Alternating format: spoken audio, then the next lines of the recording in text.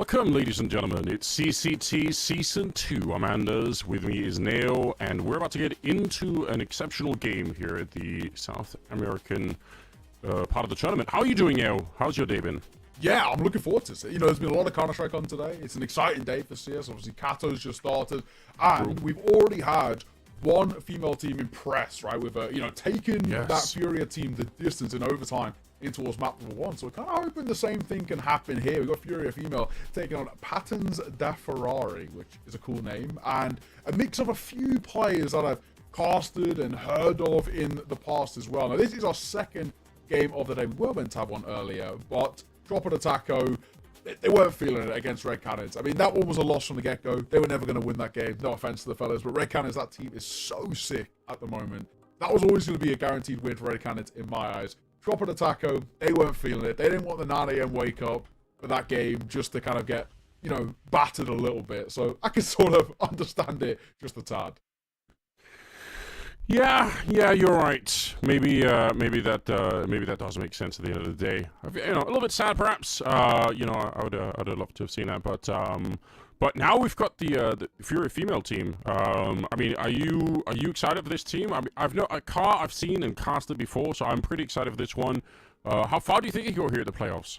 Yeah, it could be quite interesting, actually, as well, especially with this kind of Patterns, the Ferrari team being a little bit of an unknown. I think Fury are going to have a little bit of an advantage in terms of, team composition, synergy, all of these buzzwords that we like to speak of. I think they've got quite a lot up their sleeve, so it could be quite interesting. They currently, as well, find themselves ranked in the Valve rankings, at the very least, 24th in the world, and they do sort of technically get invites to things like Kato and your Bounty, but of course, they can't play it because the main team, I guess you could say, are currently playing in it as well, and of course, the conflict of interest conversation is there for that. But this team's super solid. Most recently, ESO Impact Season 6 finals, they finished second. Of course, behind that of Imperial, but that is sort of to be expected with how good we know Imperial are. But that Fury team didn't look bad. They took a map off them as well. They took the first map off them, their pick of Nuke. So, at the very least, there's a couple of things up their sleeve. Map number 2, they lost 13-10 as well. So, you kind of see there's moments where they're pushing an incredible Imperial female team the distance. For me, this actually could be quite exciting. I hope it will be. I feel like having some more of these female teams out there who are up and coming, who are starting to play better.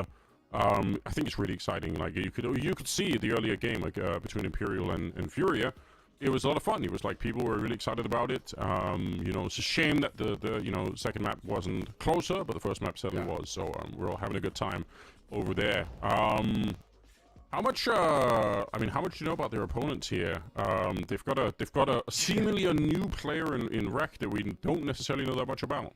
Yeah, it's going to be quite interesting. Rekt is coming as a stand-in, so that should be a little while. I don't really know what to expect from him, and I've asked around as well for some friends who are a little bit more involved, let's say, within kind of the South American scene, and even they say they don't really have a lot to go off. So that could be quite interesting. The main name that I know here, Cuts Moretz, he's been around for actually quite a while, and he's played on a variety of pretty decent teams. I caught him when he was playing another team called Meta. They played in a few of those sort of South American Blast qualifiers, and they actually looked pretty solid in all fairness, or in particular, Cuts Moretz looked pretty solid. But this is a side who, at least for the likes of, I think the core, I'm right in saying, came from a team called Sensei, who weren't actually too bad, or at least a couple of players came from that team. One being Cuts Moretz. He was playing with players like Nuke, who's been, again, around for a little bit of time as well. But Perez was also there. I'm interested to see now what this team looked like with a couple of these other players coming through, for like Misfit, for example, another player who's been around. Of course, we've got him here as our sort of head-to-head. Misfit's been okay. He's at least a name that I've known of. He came originally from kind of Payne's Academy, and Payne's Academy have produced some very solid players. I mean, Snow's obviously kind of the main name that you always look towards, but, over the span of their life cycle, there's some decent names who've kind of come in through there. Kai being another one, obviously played with Furia in the main team for a little bit as well. So there's some decent names there. Cassin's another one that I think a lot of people might know. He's now got that step up into kind of tier 1.5 of South America. Misfit came from there. It's a good place to come from. It's a very good way to kind of grow as a player. But I haven't seen him play in a long, long time. So I really don't know what to expect of what his level's like now. But we're gonna find out. I mean, the comparison there in the last 3 months. Hard to know how much we can necessarily trust in the stats, but it's interesting to see. Definitely a little bit of a potential head-to-head there. I guess for a lot of us then, it will be sort of a watch and enjoy and learn all at the same time to get a sense of who some of these players are, how they play, and I guess more important too also like what maps we're going to play. It's a best of 3, so I'm excited to see where we're going to end up. Obviously everyone's still hoping for Train. We haven't seen nearly enough of it, but it's also a risky pick in a lot of these best of 3s, especially if you are a team that's building everything together and trying to build a full map pool. If you're not immediately good on Train, it could be a little bit rough, I think. Yes, I mean, this could be...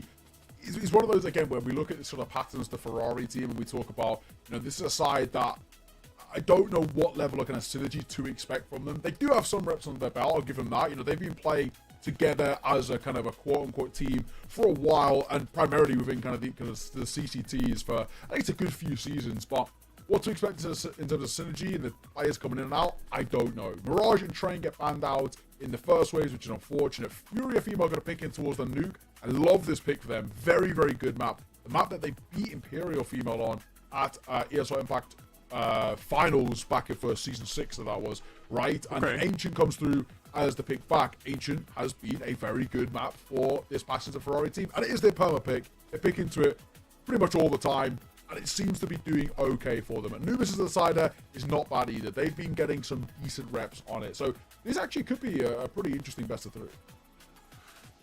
Okay, I like it. Good map selection. Nuke, obviously, is my favorite map, but Anubis, I'm starting to warm up to it a little bit more. I'm trying myself now to sort of relearn some of these maps in terms of not just necessarily playing them, but sort of like learning all the smokes for myself, because obviously I know them when the pros are throwing them, but actually throwing them myself in the game, it's kind of, it's harder than you sort of remember. It's been a minute since I've had a chance to really sit down and play Counter-Strike, so I had to relearn a bunch of things from the ground up, so haven't really got to Anubis and Ancient yet. So far I'm working on Mirage and Dust 2. But I love these maps. I think it's a good selection. Would have loved to have seen Train, but maybe we'll get it one of these days here at CCT. We do have a lot of games coming up for you guys in the future, so we're not going to be starved for Counter-Strike anytime soon. I'm pretty excited for it. Would you feel comfortable making a prediction here, or would you say it's just such a big unknown that we're not sure? It is actually, for me, it's quite difficult to make a call just because I really don't know what to expect from kind of patterns the Ferrari. I think part of me sort of wants to lean maybe Furia Female's side, potentially because I only really have seen Cutsmerets recently. Misfit I've not seen for like 2 or so years play at a kind of a fairly decent level. Perez I've heard of, seen bits of him, but Cutsmerets is the only player when he was playing on meta that I actually kind of at least relatively consistently saw. So for that reason alone, I'm kind of tempted to kind of give it in their favor. And even again, when Cutsmerets was playing, for the last little while, it wasn't exactly fantastic, the level he was playing at. So part of me wants to sort of lean and say, I've liked what I've seen from Bazinia, for example, in the past. Car's obviously been around for a while, been doing very, very good work. Izzo's also look very solid too. So part of me might actually lean a little bit in favor of Furia Female here.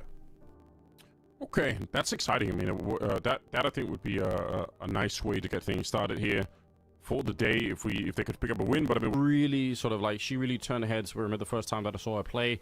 I just thought she's very, very solid. And obviously we've seen her, with ESL Impact playing on LAN in Dallas, I think as well. And she's just like very passionate. She's got like a very big personality. You can kind of feel that. So I'm hoping that through her leadership and her experience that they're going to be able to sort of keep their cool and fight their way through. I guess we'll find out once we get into it. Obviously, map number 1 is going to be Nuke, and I've heard of it starting fairly soon. So, yeah, let's just get into it here. I think it's going to be an interesting day of learning a little bit and just enjoying some Counter-Strike, which I've been a little bit starved of. I've been watching a lot of Counter-Strike, I've been playing a lot of Counter-Strike, but it's nice to be able to cast a bit of Counter-Strike too. We love doing that. It's true. It's nice to kind of get back into that sort of headspace of kind of the work sense of things and what we can kind of bring to this game. So I'm really looking forward to it. This should be actually a really, really interesting game, without a doubt. Just in terms of, because I have no idea what to expect, it does make me feel like there might be something potentially to go off. But I think the game is live and ready to go. So let's get the show on the road.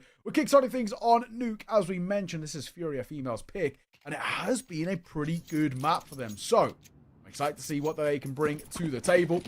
It is underway. Matters the Ferrari taking on Furia Female here at that CCT South America nonsense. Wow, we're not going to start slow, are we? Instantly blowing up the door, dropping down Squeak with the vents being blown open. They just dive straight down here. Kutsmarets is down here and actually going to be getting a pretty good headshot. Takes down Carr as well. Isa is dead to follow it up, and they're having a bit of trouble actually getting into it. Now, Bassino finally able to get that one kill, but that's a very powerful position down there.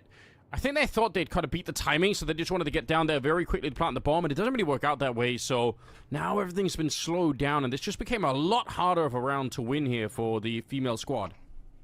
Oh, this could be a big fight. Works out well for them. Double swing and a fight. Lunatens will drop Misfit. Now it gives them a bit of a chance. It looks like they were tempted to go back towards top site, but what is the play here? 3 versus 3 with Bazinia taking damage as well. Lunatens showing her position and getting head ripped off by Premium. What a shot coming through from him.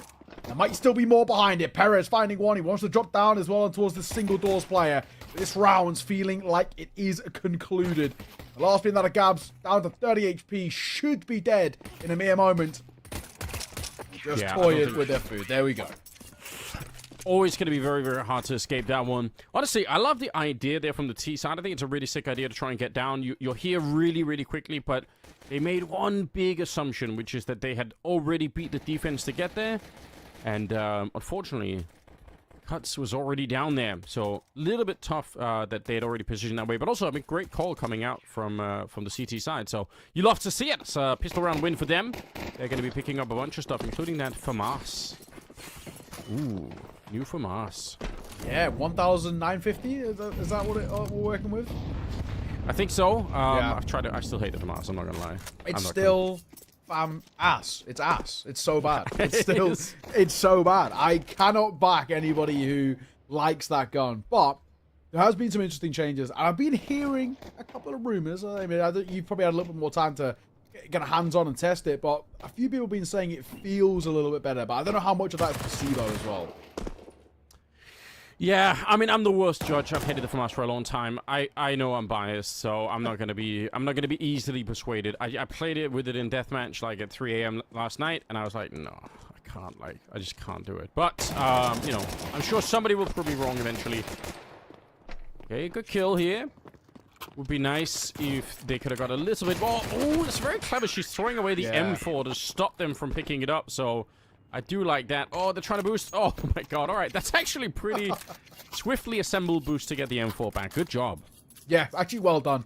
It's one of those things that's very, very much just worth recovering in that sort of situation because it's not exactly super built up for the Ferrari side. I'm going to call them Ferrari. I feel like that's probably the rather than the whole mouthful of patterns de Ferrari. Yeah, Ferrari kind of just works here. I actually wonder what the patterns de even means. Who knows?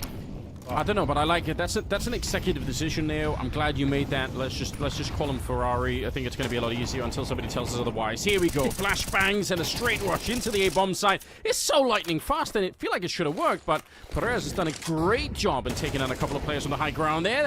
It actually will be Lulitens to pick up a kill on Kutsmarets, so suddenly it's a 2 versus 2. The bomb is being planted. It looked like this round was almost over for the Furia squad, but they found a way to turn it around. A good re-smoke off that main position, and now it should be a very difficult retake. They got one flash here now to try and make their way through, but they're also retaking with an AWP, so either way, they're in a little bit of trouble. I can't believe he actually walked through the smoke already. A Molotov onto the high ground there, but the retake is coming from this other side. It's a lot of spray coming through, a lot of damage, but somehow they've stayed alive on the other side. Finally a kill, but a quick trade coming through, and now the 1 versus 1.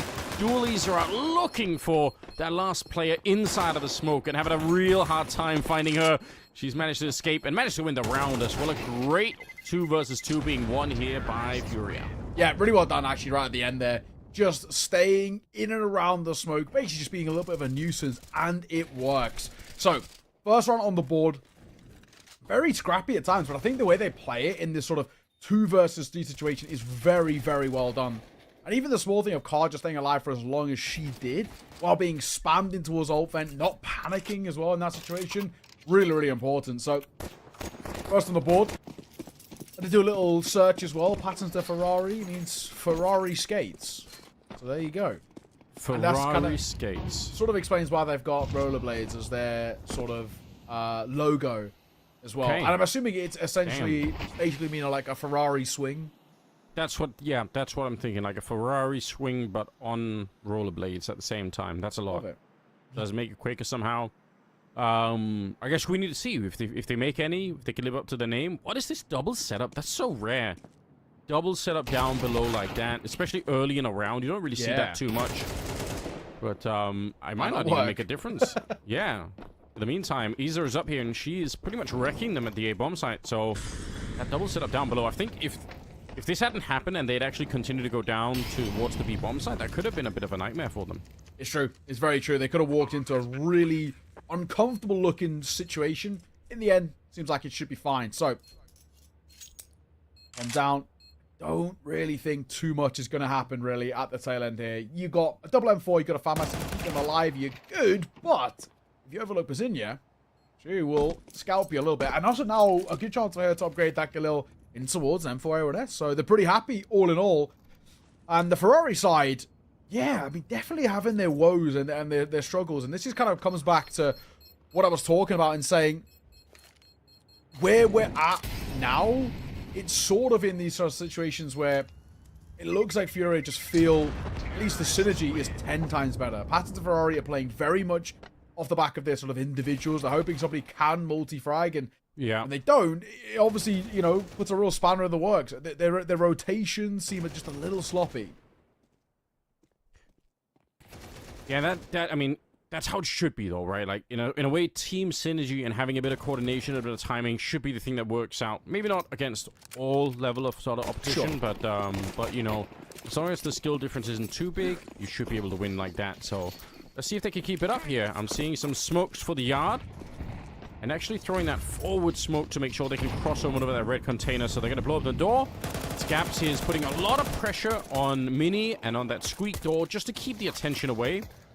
And that's working so far. Spray coming through a little bit here in the smoke, and trying to see if they can find something. It's Kutzmerez to pick up a kill and taking down Isa, but they're still down below, and there's only really one player down there trying to hold them back with the FAMAS in hand. That's a pretty good spray down Perez. My God! 3 headshots like that, making that FAMAS sing at the start. What were we saying about the FAMAS earlier? I know. Looking so ass anymore. That's a great round coming through from him. 4 kills to his name in very quick succession as well. What a way to shut down that secret play. Kutzmerez starts well, but for Kutzmerez, it's an information play. And they just get baited in towards Perez. And not only does he get the kill, the bomb spills forward, and then he goes looking for more. So, yeah, really, really well done. They answer back. That'll be a 3rd on the board for the Ferrari side. Now, I generally say, I don't know about you, Anders, what your feeling is of this, but I generally say, if you can get 5 rounds on your T side of Nuke, I'm actually pretty happy. And, you know, 2 already out the gate isn't terrible for Fury Female. If they can get up towards 5 before the end of the half, I think they're in a decent spot. Yeah, I might join you in that prediction. I think that's a good baseline to kind of look for. Now they do run into the Misfit AWP outside, so we'll see if he can manage to flex that. Great position to have the Orpian out there. It does put a lot more pressure on the T's, having to potentially run in to fight that. So we'll see how this one works out. But yeah, 5 rounds will be pretty nice. They got to be careful here, though. They don't have a lot of money on the T side, right? So if they lose this one, probably CTs are going to bounce up to about 5 rounds themselves, and Fury are going to be put on the back foot just a little bit. Yeah, it could actually get quite rapidly, quite messy in this sort of spot. So let's take a look and see what's outside. Ooh, hang on. I don't think Mr. spotted 2 going towards back red. He could be in trouble, but he actually gets 1 before falling. That's pretty commendable, but a quick trade from Isa. Now what's Rex got for us? To stand in, looking to try and make his name actually stand out, and he does a pretty good job. Gets 1 and gets out, and Kutzmerez bails him out of that situation too, because he was looking like he was going to get traded. Yes, you're not wrong. A little bit of trouble here. Car swung wide there. I think she was looking for a fight towards Mini, so didn't really have, I think, her attention in her mind was probably towards that corner and not so much this other position. But great work coming out right now for the CTs. It's AWP taking up quite a bit of space out here, and yeah, at the end of the day, that could have an impact later on in the half here, or later on in the first half, right? Just knowing that you could run into that AWP, maybe you're going to be a little bit more careful. You have to throw some more grenades to make absolutely sure you blocked it off. So I like flexing it out of the yard early on. Yeah, money shattered now as well for Fury. You were touching on this a little bit before coming in towards that round about how important it was about just doing something really in the previous. Misfit, first time of asking, not too great. Second time is pretty solid, as Cut Threat also adds as well. This round should be pretty simple, but Misfit will get core, and so will Premium. Hang on a moment. Yeah, 2v3 here. A little bit more damage would be quite nice. A bomb plan would be really sick, but I think unfortunately it's not quite going to happen here. Perez is down below, but man, some good damage being output right now. 2 kills, could have maybe been a third one there. And, I mean, it's not too bad. They're putting on a little bit of pressure, costing a little bit of money for the CT side. But they have also stolen 2 AKs. We've got the AWP there on Misfit. I want to see what Furia can bring here. We're in round number 8, and I think it's kind of crunch time right now. If they can win this next round, I think the half opens up again. They've got more chances. But if they lose this round, it could slip out of their fingers too, and you don't want to see this early on. Yeah, it generally could actually become quite problematic quite quickly, Oh, yeah. so... Let's be a little bit careful, that is for sure. Anyway, slower take in towards this early bit of the fight. Don't want to give up too much just yet. They come as well, they're going to barrel in Wreck. Under a lot of pressure here. What's he got for us? Premium Wreck, the binding. Well, a very good job as well, just making sure that the doubts are sort of sewed in a little bit, but there is an answer back, so there might still be a fight here. Yeah, I don't know how she got that kill for the smoke, but somehow it worked out. But the flank is just a little bit too powerful. The car is on her own. It's a 1 versus 4, and they know that she's in here somewhere, even if they don't know exactly where. As soon as she fires this gun, they're going to find out, and it's going to be tricky. And now they definitely have confirmed that she's completely boxed in. There's absolutely no way out. Maybe, except if you fight your way out, but you're not going to get anything for free here. And it's Misfit showing up to try and execute it just as he was reloading that AK. So nice attempt, honestly. And I like the idea of going pretty fast at that A-bomb site, but they just... As with all A pushes... That first kill is like half the battle. You know, if you lose the first fight, you're probably going to lose the round. Yes, yeah, exactly that. So, honestly, not a bad effort, but yeah, the reload, unfortunately, sort of sold it down the river a little bit. There was just no way. And they were swarming in, regardless, so I don't really expect too much would have happened either way. We're going to see a timeout being called, attack pause, by that of Fury female. Good opportunity as well for them to just, you know, slow things down a little bit. Let's just break into a bit of a conversation, see what's actually starting to build up here. What have we actually got to work with? And hopefully nothing sort of slips away. JNT, the coach, over towards the side, you know, over a pretty decent amount of experience himself. He's been of that a player and a coach, so he's both had experience in and out of the server. Yeah, I'm that's going to nice. call them, I think, quite a lot in towards these next few rounds. They do want to build up just a little bit of foundations to work off on this T side. If they don't, it could be quite problematic in towards the second.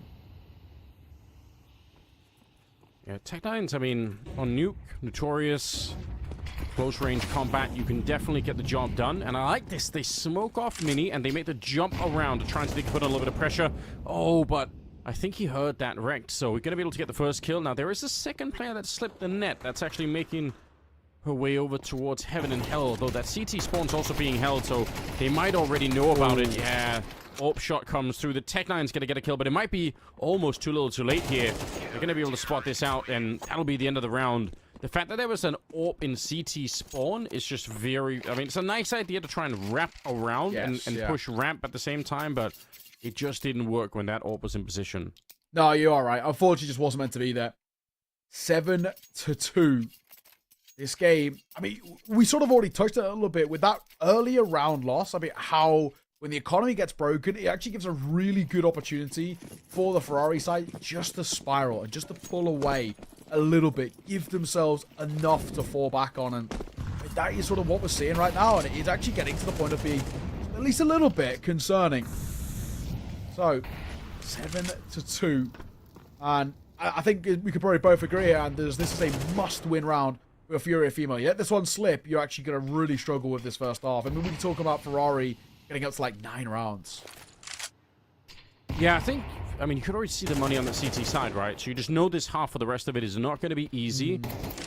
For Fury female, I mean, this really is the time to strike here. They need to summon A little bit of strength. Now, I do like the fact that they've got two people walking down Secret on the other side of the map here. So they could be crunching this ramp in a couple of different ways, assuming they can find the right timing for it. Because at some point, I'm pretty sure that ramp player is going to start to wonder and probably call in a little bit of reinforcements. If it's that quiet for a long time, you are going to be a bit nervous. Nice kill for Cuts Perez there. The bomb is on the other side. If he would win this fight... Oh, but a nice shot with the AK. That's going to make a big difference. Now we're down to about 50 seconds in a 3 versus 2. Might be something brewing, potentially. Damage dealt towards Misfit.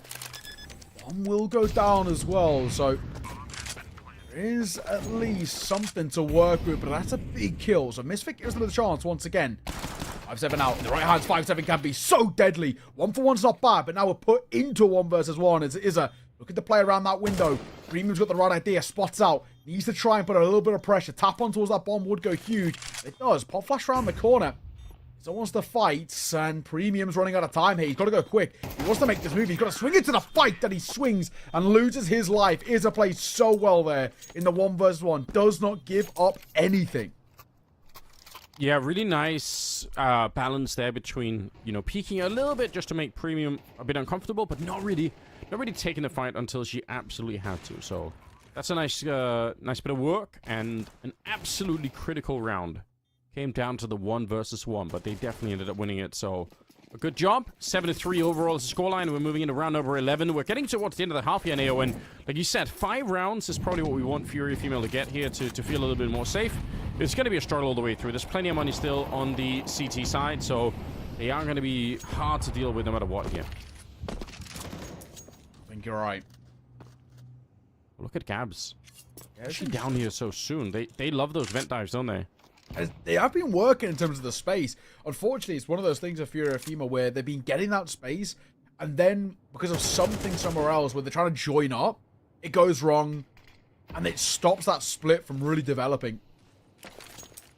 It's been a bit of an issue for them. But yeah, having that space down there towards B in any sort of capacity is huge. But here's where things have been falling flat. It's that split to come and support that lower side player. Misfit, Perez, both doing well. Scar Sensei will get caught, and another behind it as well, as Izza also gets dropped. This AWP is doing God's work, and Misfit continues to be impressive, but a nice little move from Bazinia gives her a chance.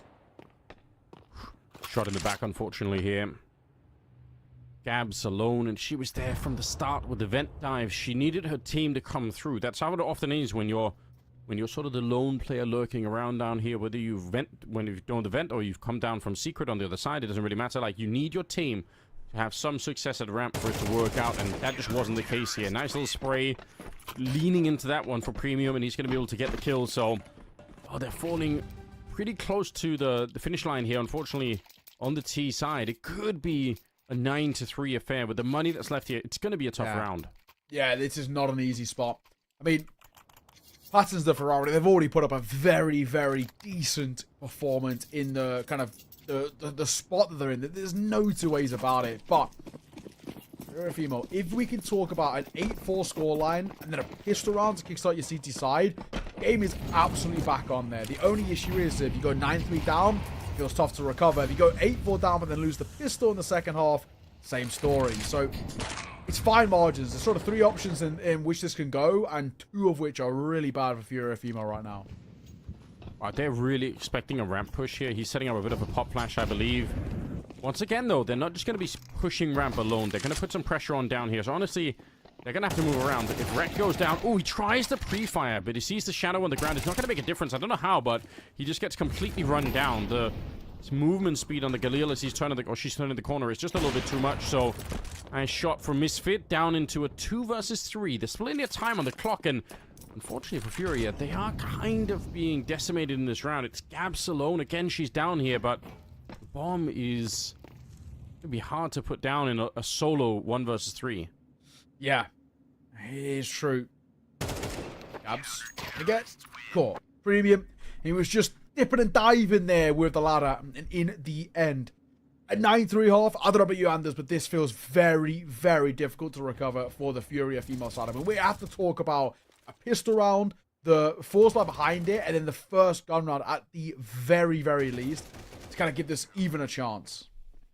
Yeah, I think that is the situation, and you're absolutely right. A pistol round has to come through here. I don't know. part of this obviously can be explained by the economy. That was a bit of an issue for them, but also partly, you know, they just, in spite of, I think, tactically being in a good position, they got a lot of rounds where they got, you know, half the team down the secret stairs, or they had the vent dimes, but they weren't able to get through that ramp. And if that's the other part of the strategy, then the whole strategy breaks down on that ramp push alone. So that's unfortunately a little bit of what happened here as well, is that even though they had a good idea, it's not enough. And what a way to get started here. Second half nail, and it's a Misfit with a P250 just sniping away in the yard. That's a great shot. No two ways about it. You gotta love it, actually, in all fairness. I'll flash around that corner. We'll give a bit of room to work with. Premium. Read this second prong in the attack. The swing of the fine on towards Lulaten's. Great shot. And there should be more behind it. Premium's done so well for that second to make matters even that much worse. And it's all down to one. And they know where Car Sensei is as well. So this one should be on the wraps. And it is 10-3. And passes the Ferrari looking really, really good right now. And especially with winning that pistol, unfortunately, this is now getting to the realms of being unrecoverable by my books. Yeah, I mean, we said it right from the, or like halfway through the first half, right? And when you have this kind of a scoreline, you know, with the pistol, if you can't do that, now we're talking really big clutches, big moments where the whole team can get fired up. Otherwise, it's probably not going to work. So yeah, they are in a little bit of trouble here. We'll see if they can find a way to break through though. Round number 14, and obviously they're just going to have the USP. So don't expect much this round, and a pretty determined 5-man rush to just really put the pressure on here. It's good to stay in a group when you're up against just, you know, pistols, because even if somebody dies, probably you can recover the gun. I mean, the Mac 10 doesn't really matter here, but, yeah, they're making absolutely sure they're not giving away any AKs or Galils to the other side. Wow, alright. But Merez doing the best that he can. Alright. Yeah, not bad. Oh, a dink as well there from Carp. Pretty unfortunate not to get the second on towards Premium, but this round will be concluded. Wrecked, final of the last. This is now or never territory, unfortunately. You know, we're going to have this buy coming in for Fury Fever. Let this one slip. Money gets broken once again. And that'll be that 13-3 locked in play. So you've got to see it off now. I'm right in saying they have one more attack pause that they can wield if they want to. However, not too sure if it's even something really to discuss. That round prior, of course, was a bit of a throwaway. No buys. Here we go. 11-3. And it has been very, very good so far for Ferrari. They've just looked so damn solid. Yeah, they're putting together a really good nuke map at the moment. Could be a bit of a drop down here. I think though, I think she's seen the shadow, so she knows someone's up here trying to set up the flashbangs to get the kill, but it's not going to make a difference. So yeah, nice attempt from Cuts Merez, but also very good on the defense. Unfortunately for them, Premium has managed to sneak his way through. I don't know how he got onto the bomb site. He must have walked straight out of the hut, and he's got a double kill to make up for it here. So 3 versus 3 all of a sudden. Car is very low on health, and the bomb is being planted right now. They got the smokes. They've set up the alpha plant pretty well for themselves here. Or I say that as Car nearly sneaks away the kill. This is going to be another tough retake. And look at the position of a Misfit. He could maybe stop the defuse. Yeah, this is massive. If Misfit gets up there and towards heaven, he has won the round. Simple as that. Is he going to find an important kill? Doesn't clear back sight. The second behind as well. Premium. Super well done.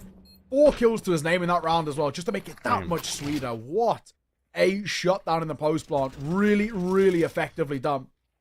And again, just showing how good this Ferrari side actually are. And unfortunately for Fury on a map which is, you know, I would consider their best map in the pool, it's just been a little bit of a struggle. They have not been able to get going, and every time it feels like there's maybe a step in the right direction, you know, economy gets broken and they're thrown back into a bit of turmoil.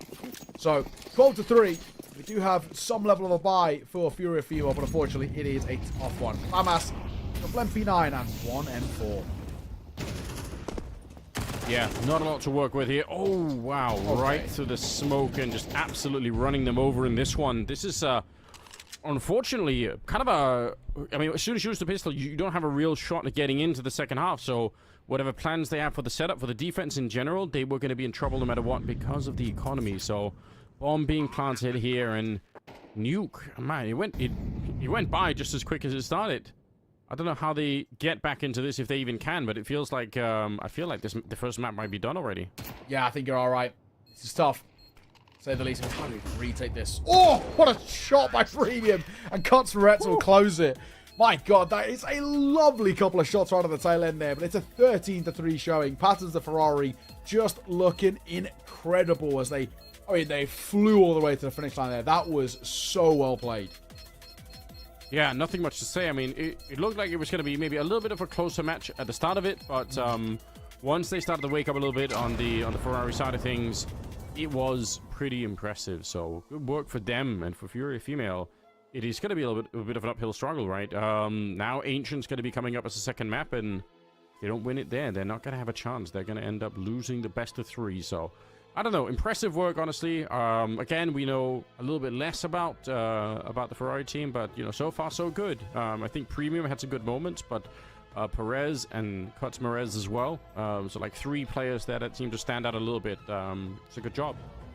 Yeah, exactly that. I mean, honestly, there was a lot to like. I think it's probably the right way of putting it from the kind of patterns of the Ferrari. I really wasn't too sure what to expect. This is not a side that I've caught at all, basically, over the span of the last few months. Like I said, only seen cuts from Retz for a while, and, the last time I saw it wasn't exactly sort of a fantastic showing from him and when he was playing on meta, but there was actually a lot to like there. Cuts from Retz did do great work from him as well, and I think you saw the kind of moments where things looked pretty solid. I think Misfit didn't have loads of them, but when he had the AWP out, I think he actually looked really solid. Premium, obviously, a couple of really nice shots towards the tail end, so yeah, I mean, super well played. That's your opponent's map pick as well that you kind of lock in the back pocket. Now you're heading towards Ancient, and I think you can look at the way in which Patterns the Ferrari play.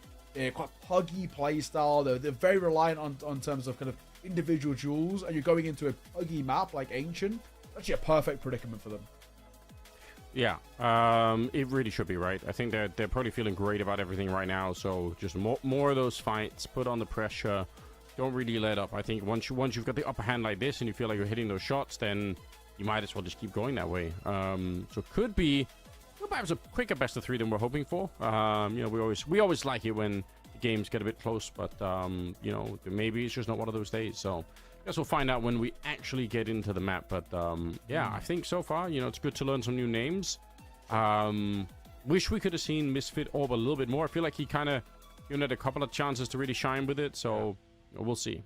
Yeah, exactly. I liked what I saw when we saw it. It wasn't exactly super often, though, is anything. And especially, when he was actually playing outside on the CT side, there was actually a lot to like there. He looked really clean for the most part. So there was a lot. I mean, if we get the chance, there is that map 3 of Anubis as well that potentially could be on the docket. But it is, with how sort of rough that felt a little bit for Fury Female, it was a bit of a wake-up call. I think there's no two ways about it. So we're going to have to see something quite special be brought up in towards this next map, their opponent's map pick, to try and make this one stick. It's not an easy predicament that they're sort of in at the moment, so that is for sure. Either way, though, we've got Ancient coming up next. We might have an Anubis, but we will require Fury Female to take Patterns the Ferrari's map pick away from them. We're going to have to find out, but we'll do that after the break.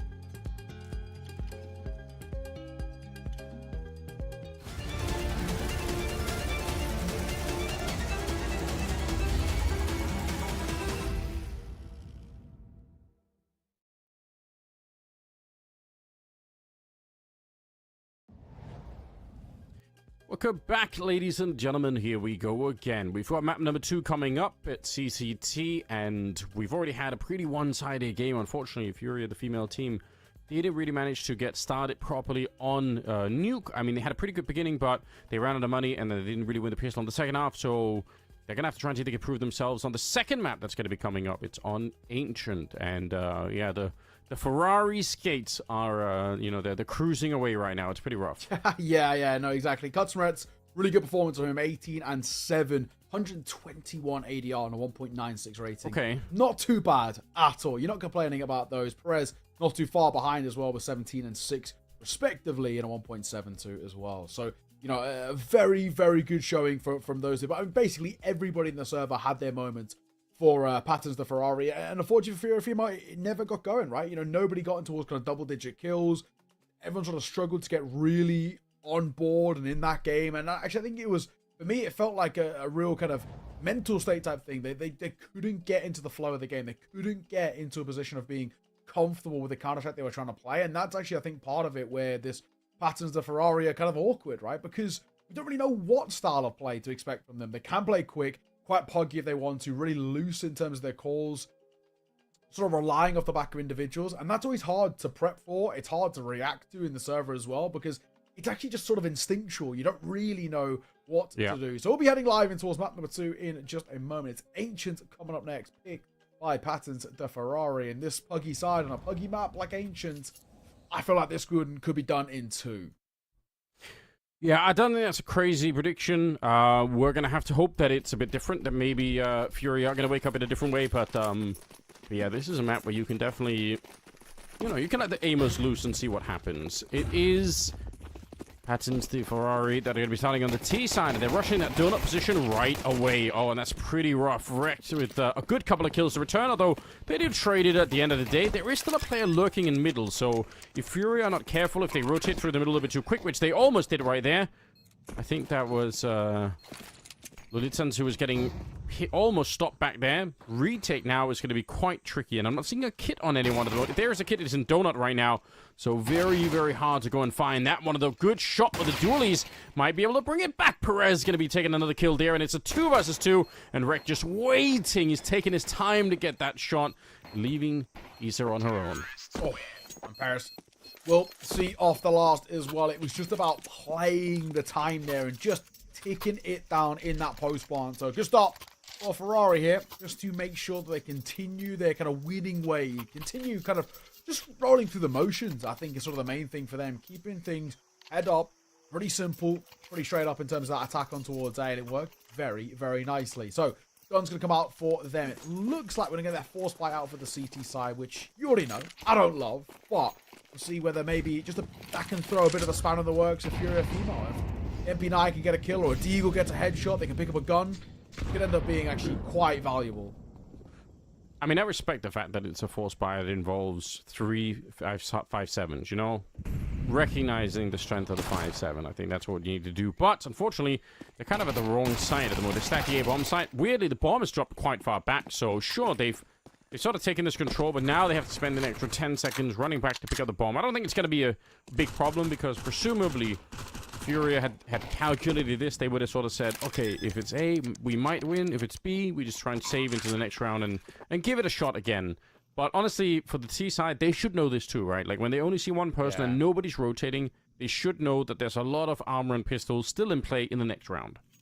Exactly. So they should know that they're basically just keeping hold of a kind of a bonus buy for kind of back-to-back rounds, which is pretty solid all in all. So a second on the board, but a chance again for Furia Female heading in towards the next to make sort of something of it. You're going to be in double eco kind of territory regardless because of this investment in towards this round. I do wonder whether there is a little bit of a look in for a hunt. That smoke may stop it. It looked like they were tempted, but yeah, what's the point now?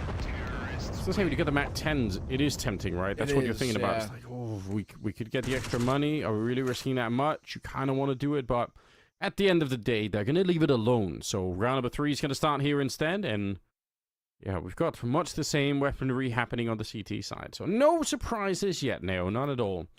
I do like that little boost. You know, I spent like a lot of hours now trying to figure out how to Molotov that boost from the hallways Oh, outside of there we A. go. Yeah, yeah.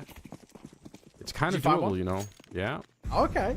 I gotta say, be done. my favorite place to play, whenever I play this map with my friends and I'm on the CT side, I always play A site and I stand on the sign because you can see the shadows when they're coming in towards Yes. A main. That is my Okay, favorite yeah. place to play. It's so broken. The second you see a shadow, you drop a Molotov, you love and life. In the sense, through that smoke, gonna get one. Wrecked gonna find Gabs just wandering in no man's land a little bit. Premium and Misfit combined.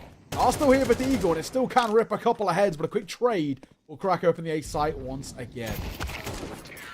Okay, that could have been a bit scary just because, if nothing else, there was I think a friendly fire headshot there, and that maybe could have softened up a player for a deagle kill. But fair enough, they managed to stabilize. It's a 3-0 lead of the T side to begin with here. So here comes the all-important round for Furia. They've got the weapons now. They've got Kara in the AWP. We know she can be good with it. So if they can get, you know, just a bit of a chance to get led into the game early on here, or fight their way into the game early on, then we might have a game in our hand. Right. Well, this game still for me feels a little bit just like Patterns the Ferrari are going through the motions. We need to see this Fury female side break them down a little bit. They've actually been coasting for a while and it's working, right? And this is the issue. I would actually like to see Fury female get pretty aggressive, especially mid aggression. That always feels for me when you see a CT side not want to play mid basically at all. It does worry me just a tad. That should be a big priority. Let's see. Smoke down in towards A main. That'll slow down Ferrari for a moment. Still got a minute 15 to work with. Yeah, a bit of a respectful round here coming out from the T's, although I do like this forward position towards that red room. A lot you could do there. Obviously, it's so dangerous. If the T's are allowed into that red room and they pierce the back line into CT spawn, they can go anywhere. And you kind of, like, the whole defense falls apart, whether it's one side or the other. So, we'll see how this one plays out. Nice position for Kar. She's going to be able to win that first fight. She's used the shadow on the ground, so got to be careful here. I feel like that's maybe a little bit reckless. It could have been a little more careful, but good shot for Recht. And he's actually going to be able to open up the other side of the map. There's only one defender left over there. And this could get very, very tricky. If she goes down, it might still be a bomb plant here. It's a 2 versus 3, but oh, Isa, she does go down. I don't know how Perez knew, but he was going to be able to find the kill. So 2 versus 2 after all of that effort put in by Kar. Okay. And now, it does become really interesting in this post-bomb. There's one making its way towards Shelf. Are we going to go for a double? Yeah. Okay, so a double ramp play here by Fury of Email. Being helped by Wreck. You can get one here. He does a big job of giving them a chance. Zinnia, slightly laboured spray will be costly, but Wreck does so well for both. Playing in the open, he knows his back is covered there as well by Perez. So he knows he never has to worry about cave entrance or about the flank or anything of the sort. All he has to focus on is over towards Ramp, and he does a solid job of getting both. It started quite well for Fury of Female, but unfortunately, the second that bomb goes down, that round is completely flipped.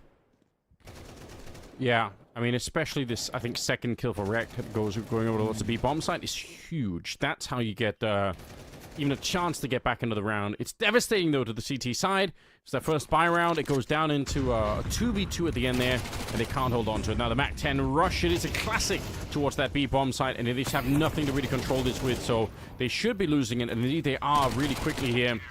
The MAC-10s, I mean, this is what they're built for, right? Speed and just the run and gun potential. Okay. Flying in with the MAC-10s. It's really good to see. 5-0 start. Come back in towards the buy. Of course, that previous round, a little bit of a throwaway anyway. But that has actually meant now that if you look at the Patterns, the Ferrari side, they are absolutely loving life in terms of, you know, long, stable economy built up, sitting in a really comfortable space. So, 5-0 for now. I mean, this is a really good position for them to be in. Fury go back in towards their investment and all back for Kar as well. We have got to make this sort of round stick. If you don't, it'll be a little bit troublesome. Not challenging too much in the middle here at the start for the CT side, which it makes sense that they can't really do that because they don't have the utility to keep it up. I mean, you have to dump a lot of grenades in at the start, and you know, if you don't have them at the beginning of the round, it's not really worth it. You're going to lose the control anyway, and all you're really buying is like 5 seconds of, you know, while your one Molotov is on the ground. Trade is in, but these should be going down. And yeah, Misfit's going to be able to shoot her in the back, so a trade that's going to be favoring this T side. And oh, okay, she's going to find one kill towards that red room. That's really important once again. So Kutzmared's going down, and suddenly it's a 3 versus 3. Bomb heading towards potentially that B bomb site, or at least waiting there by the cave. Okay. Misfit. Not moving just yet in this 3 versus 3. Little bit of an A gamble. How's he got Rekt. here? Did he hear that step? I feel like he must have. The way he's sort of maneuvering around this corner, I feel like he's heard that step. And he makes sure to kind of confirm that he most definitely did hear that step. Car goes down, and now we're in a little bit of trouble here. Bomb should go down momentarily as well, but Rekt is doing so well. By name and in the game, Rekt has delivered here to basically guarantee that Ferrari are going to get their 6th. Yeah, I'm surprised he went back to check that position. But well played. I mean, that could be hard. There could have been a lot of other places on the bomb site. The second player could have been there, but very well played at the end of it. Going to be upgrading into an M4 here, but apart from that, this is a very, very tough game. 6-0 in favor of the T side. Again, it is their map pick, so maybe we shouldn't be too surprised. But at the end of the day, we haven't really seen Furia Female with a chance to answer back yet early on in this half. No, I think you're right. It's definitely just been a really, really tough predicament for them.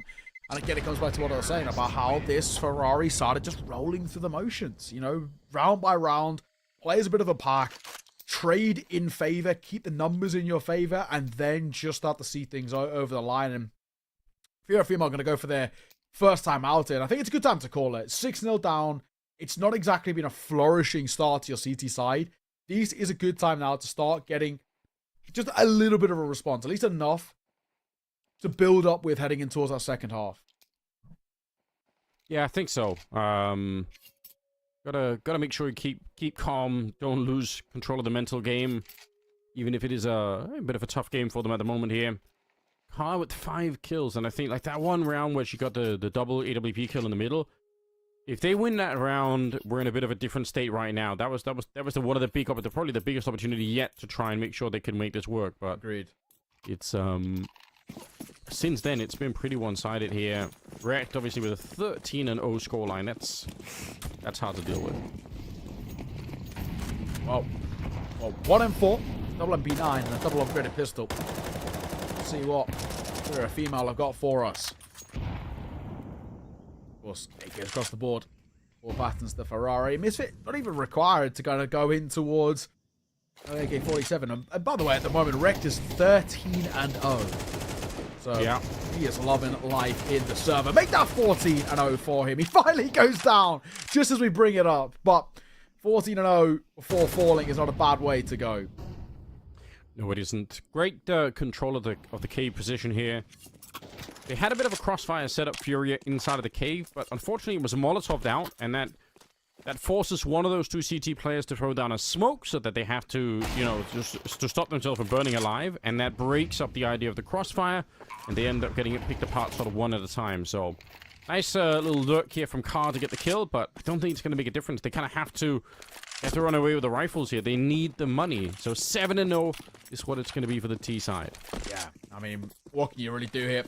Keep out of the double AK. I think it's actually a small little sort of, I guess, bit of a silver lining. But the issue is now that I don't think silver linings are really enough at the moment. We're getting to a point now with this first half already feels slightly out of hand.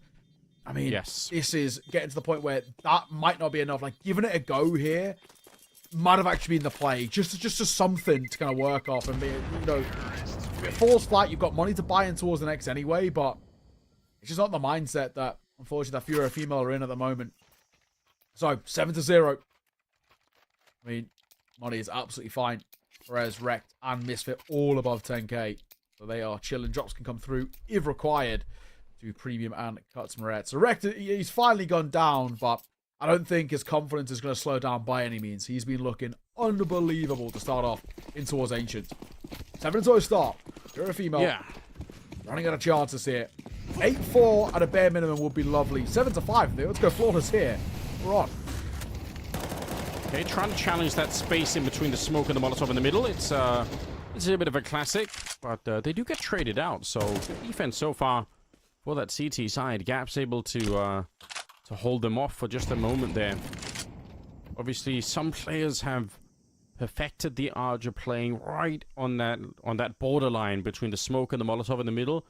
Nerds, if you ever spend some time, if you want to learn how to do that, I mean, I don't know if you can learn because it looks so alien when he does it, but it's actually, it's crazy how much you can get out of being able to play that little limit there, and fight on the T side, even though they are throwing grenades and everything else. Like, it's kind of spectacular. But in this round, it's an even trade in the middle, but I do like this from Rekt. Again, getting so much real estate. He's trusting in the spray as well at quite a distance, able to pick up the kill. It's Gabs to try and see if she can, you know, find a way to pull this round back, but it's not going to be easy. The bomb is definitely going to get planted here, and it's going to be a tough retake.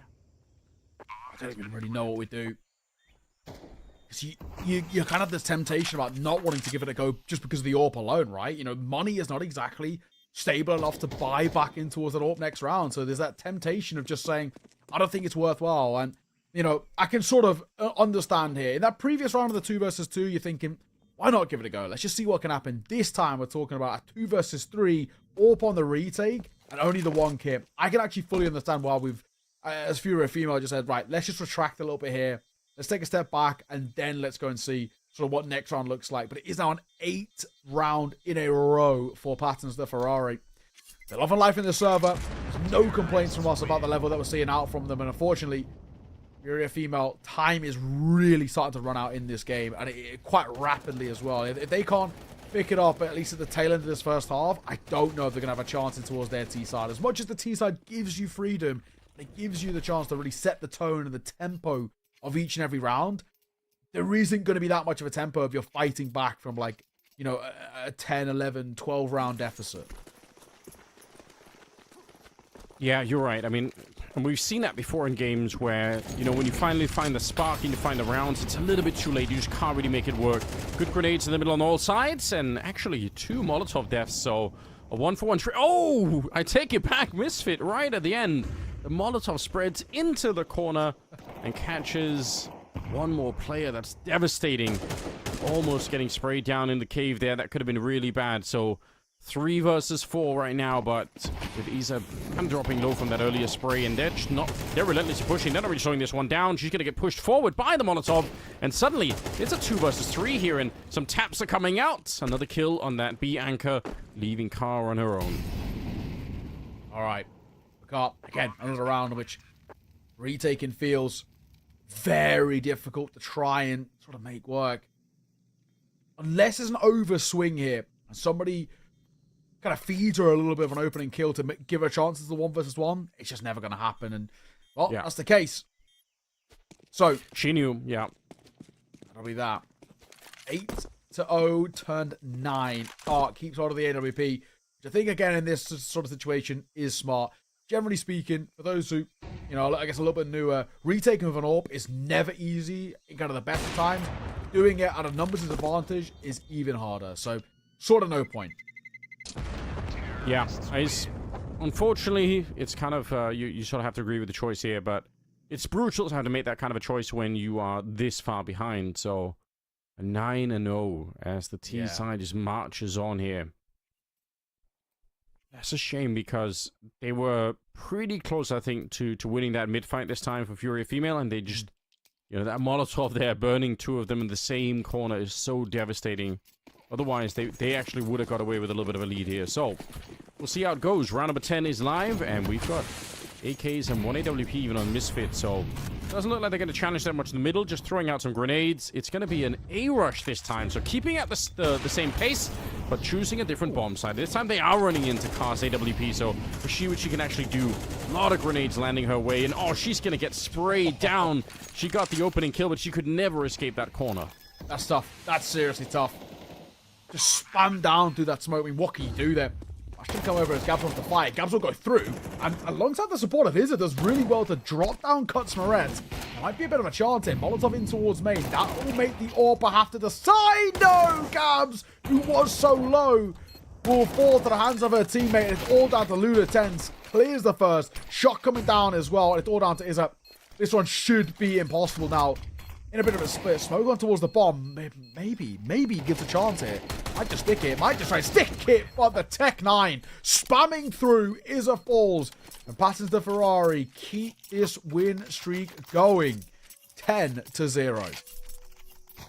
Yeah, what a shame. It's a great idea. That Molotov at the back trying to burn out Misfit, but somehow there was just an inch where he could stand and not get burned out, and obviously it results in a team kill instead. A little bit of chaos as they were expecting the repeat. So yeah, this is the speed of this game is so overwhelming right now. I think it's got to feel that way for Furia too. You know, round by round, they just keep putting on a lot of pressure, whether it's mid or B or A. They just relentlessly try to attack, and that can be hard to stop, you know. So just be careful here. Bit of support though. Transfer wasn't quite there, but at least that opener's not bad to catch wrecked. His third death in this game so far. Yeah, he's been staying alive for a lot of this, and also getting the kill. He's not like he's not been active, right? He's been really trying to put some pressure on. Now they've actually stacked 3 people at this B bomb side at the moment for Furia, so it kind of makes sense that they want to be a bit aggressive with this kind of a move. Otherwise, they're leaving the rest of the maps totally undefended. So they have to do something with this bit of a stack, or they have to break it up eventually. They can't leave one player at Donut. So looks like the stack might actually work out, but the flashes are really good. So a trade again, and we're back into a 3v3 with 50 seconds on the clock. And it looks like actually Ferrari team are going to start to make their way back ever so slowly. A little bit of danger here, but a nice long-range spray. Going to be coming through on that stolen AK, and a headshot on Misfit might finally be a chance here for them to pick up a round. Let's see, Premium. Premium. I don't really know what he does here. A tough predicament. 1v3. I mean, he just has nothing to work with. I mean, I don't know. It's especially the time that's left here. Should be impossible. Good discipline as well on the CT side, and make absolutely sure that they are not giving him any easy 1v1s. Like, don't give him a chance to run here and pick up the bomb or anything like that. Nice round. Stolen AK. Vecina coming in with some very good shots, and that's going to be the first round for them to pick up. And again, unfortunately, because so many rounds have already gone the way of the T side, you feel like even if there is a bit of a turnaround here, it's likely that it's going to be too late.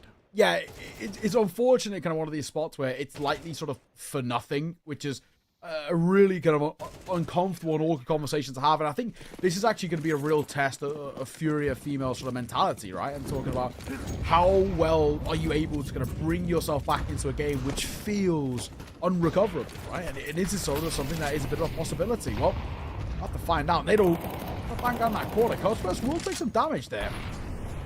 Up down as well, so he's been peppered up in the early part of this round. Same for Wreck as well.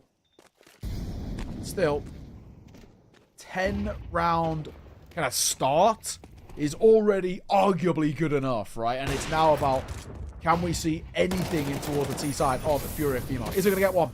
Molotov, tickle the toes a bit, forced out of the flames. Someone keep an eye on ramp though, please. What a kill from Wreck. Otherwise, there was a chance that she could have snuck through the middle and maybe done some real damage here. Isa with a good kill in return, though. 3v3 once again. Another really close round, but a lot of it could come down to Car and that AWP of hers. Isa going down, and that might force Car to rotate. And they're waiting in Donut right now. If she moves out, and she already kind of is towards that CT spawn position, that could be just the opening they need. Nice shot there. So now back into a 2v2, but that Donut play is going to be moving in, and we'll see if they could do anything more. They're going to be smoking off that CT spawn position. Kara's actually moved all the way around, so she might end up walking up behind them. And assuming she doesn't use the scope anymore, she should be able to find something. Yep, coming back into it, and Misfit going down. And it leaves Wrecked in a 1 versus 2. It's tough. Wrecked had a fantastic game, but this is a big, big ask.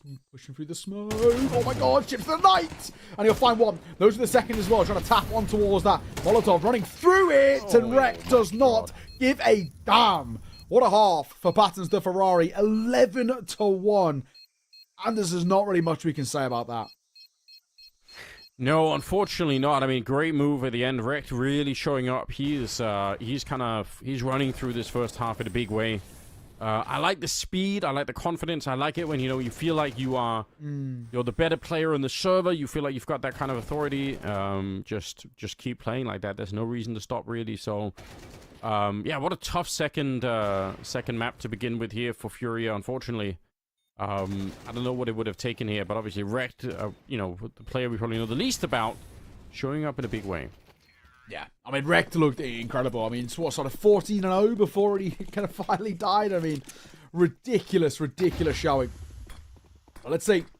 Hey, pistol round is a necessity. Wrecked might have something up his sleeve. Oh, Wrecked for 3. Looking for 4. Opts for the Glock as Misfit bails him out there as he was pistolless for a brief moment. But Wrecked just continues to live up to it.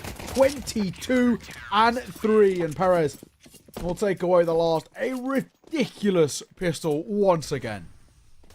Yeah, I mean, the timing on the flash as well. I don't know where that flash is thrown, but it doesn't flash Wrecked. It flashes everybody else, so really good position for that one. Obviously, he can still fight. He doesn't have to turn around, but everybody else on the Furia side, they either get flashed or they turn their backs to the USP, and either decision there is probably a little bit hard to deal with. So, wow. I mean, we said it could be a quick best of 3. I wasn't expecting this at all. 12-1 here. We could be done before Furia even get into the map. Yeah, exactly. Well, let's see. Cosmos what a start was in you. Get caught there. The MP9 swinging out. And Perez, just the drive by there. That's the Ferrari peak there and then. Swinging in towards Shelf. Catching one just on the tail edge of that smoke. I think this one's about to be a conclusion, I think. Anders, we're already down now to a 3 versus 5. And it's in favor of Battens the Ferrari. Yeah, I don't even know what to say. I mean, this is definitely very, very impressive. But again, like one of the players, especially Rex, you could just tell what an insane difference he's making right here. Not that the rest are playing badly or anything, but I feel like without him, maybe there would have been a couple of more rounds here for Furia to do something. It's not going to happen. Premium will get the last kill, and it will be Patente Ferrari that are going to be coming in with a very, very impressive game here. 2-0 victory on Nuke and then on Ancient to follow it up. And yeah, Furia on the first map, I think at the beginning they had a bit of a chance here, but second map, they weren't ready for it. Yeah, absolutely. I mean, generally really, really well done by Patterson to Ferrari. There was a lot to like. I think some very, very kind of fluid and fantastic Counter-Strike at times, right? Where we saw the side just look super confident in their own ability. They know they have a lot of tricks up their sleeve. They know that they can play this buggy style of play. And I think at times it just sort of overwhelmed Furia FEMA, right? They were kind of probably a little bit more expecting a kind of a regimented style of play. And unfortunately, nobody was able to really come online in the server in the series, right? It was a tough old predicament. We saw a couple of flashes out from Carr, but for the most part, they were kind of like exit kills or trying to save the AWP. So as things go for Furia, it was it was a tough day out of the office. I think is probably the way to put it. Yeah, it definitely was. And I mean, it can also be when suddenly one team is playing this very, I think especially on Ancient, right? We saw how they were just playing extremely aggressively and fast. And, you know, if you've prepped to play a different kind of game and you're kind of expecting like a slightly different style, it can be very hard to adjust to on the fly. So it didn't really work out for them this time. But yeah, we'll see how Wrecked does if we see more of him in the future. If he's going to have the same kind of success with that style going into future opponents. I guess we'll have to follow up on that. So learning experience for all involved. Yeah, exactly that. I'm running through some of the stats as well. Wrecked at the tail end there, he finished 22 and 3, which is pretty insane. 157 ADR too, so some wild statistics for that guy. 3-1 on opening duels. He had 7 rounds where he got 2 or more kills as well. I mean, he was loving life, and he hit 100% AST. So just ridiculous showing coming through from Wreck. So a real kind of pleasure to see that sort of level, especially when on the flip side you had, for example, Cutthroat finished that game 3-11, right? So I mean, he never got involved really at all as well. So you got kind of your guy who sort of shone in towards map number 1, falling a little bit asleep, and Wrecked, who was pretty much at the bottom of in map number 1, stepping alive in towards that second. So a complete flip. I mean, it's good to see that Patterns Ferrari have a few different facets of where they find firepower, but all in all, I mean, yeah, ridiculous showing. And there's a stats right on the tail end. 32 and 107 ADR, 1.35 rating is not bad. Yeah, that's going to make a big difference. So, it raises maybe even more questions than it answers. Are we gonna see him again? Is he going to be playing this way against future opponents in the SA side of the bracket? We'll have to find out, I guess. But it was a bit of a fiery showing, wasn't it? Yeah, no, exactly that. I'll take a look at the bracket as well, of course, after today's game. Earlier, of course, we know that Tropodadaco did forfeit against that of Red Canids. So Red Canids get an easy bye into the quarterfinals. Of course, on our side of things, Passenger Ferrari started well against that of Furia Female. So they'll move forward into the quarterfinals too, facing off one of the winners of Team Solid or Odic. And for Red Canids, they're waiting for the result of Fluxo and Bounty Hunters, which should be pretty spicy. So, it's early stages here in the playoffs, but it is starting to, get a little bit of a sense of a lay of the land here. Yeah, some spicy teams in there that I look forward to seeing. I mean, we know that the South American, the region in general has produced a lot of really great talent. So, we might be able to catch some of them coming up here that we don't know about from sort of the very heights of fame, Fall and all the rest of them. Like we like to catch some of the early talent when they're coming up. So, good possibility that we could see some of them right here.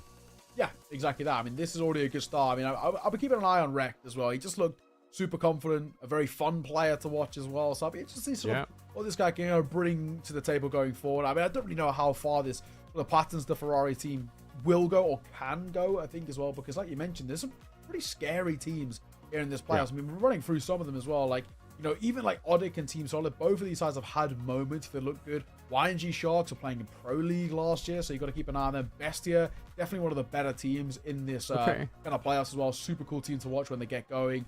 Fluxo, pretty sick. They should be Bounty Hunters. Red Canids were always going to beat Tropodadaco, but they should definitely be a team that a lot of people kind of keep an eye out for. They're always very, very scary. I mean, we're talking about Henny, Coldzera, Phelps. I mean, we're talking about, legends of the Brazilian scene there as well. We've also got Imperial themselves as well, who wait in the wings, and they should get a pretty decent win. So yeah, there's some decent teams here. This could actually be a very spicy playoffs here at CCT. So I don't know how far the Ferrari side can go, but it's not a bad start.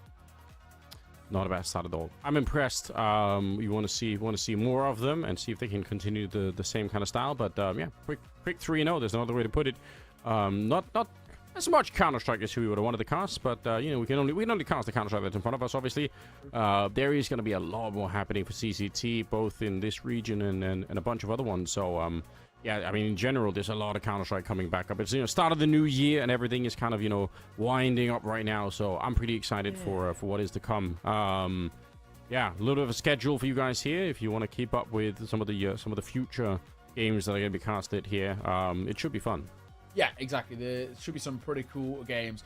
That kind of Sharks team always kind of intrigued me just a little bit, but Bestia in particular. Bestia versus Uno Mil. I mean, Uno Mil have been around themselves a fair decent amount, playing within kind of a lot of these sort of South American teams. So that could actually be potentially a little spicy. They've got some decent names under the belt as well. I mean, Remix, Realzin, all names that are sort of have been around for a little bit of a while. But Bestia, for me, are definitely one of the better teams in this playoff. So I would be looking at them as the favorites, which should be quite spicy. I mean, Bestia are kind of hunting for like top level LAN invites now. That's sort of the level they're getting at. They're like inside of the top 40, looking for kind of getting towards that sort of top 30, top 25. And then we're talking about them getting the likes of invites, akin to your likes of your Katos, for example. So, pretty cool spot that Bestia are in. I'd expect them to actually go quite deep in this one. They might even actually, looking at it now, I think they're the clear favorites to be going all the way to the final from their side of the bracket. I can't see any other team really taking them down.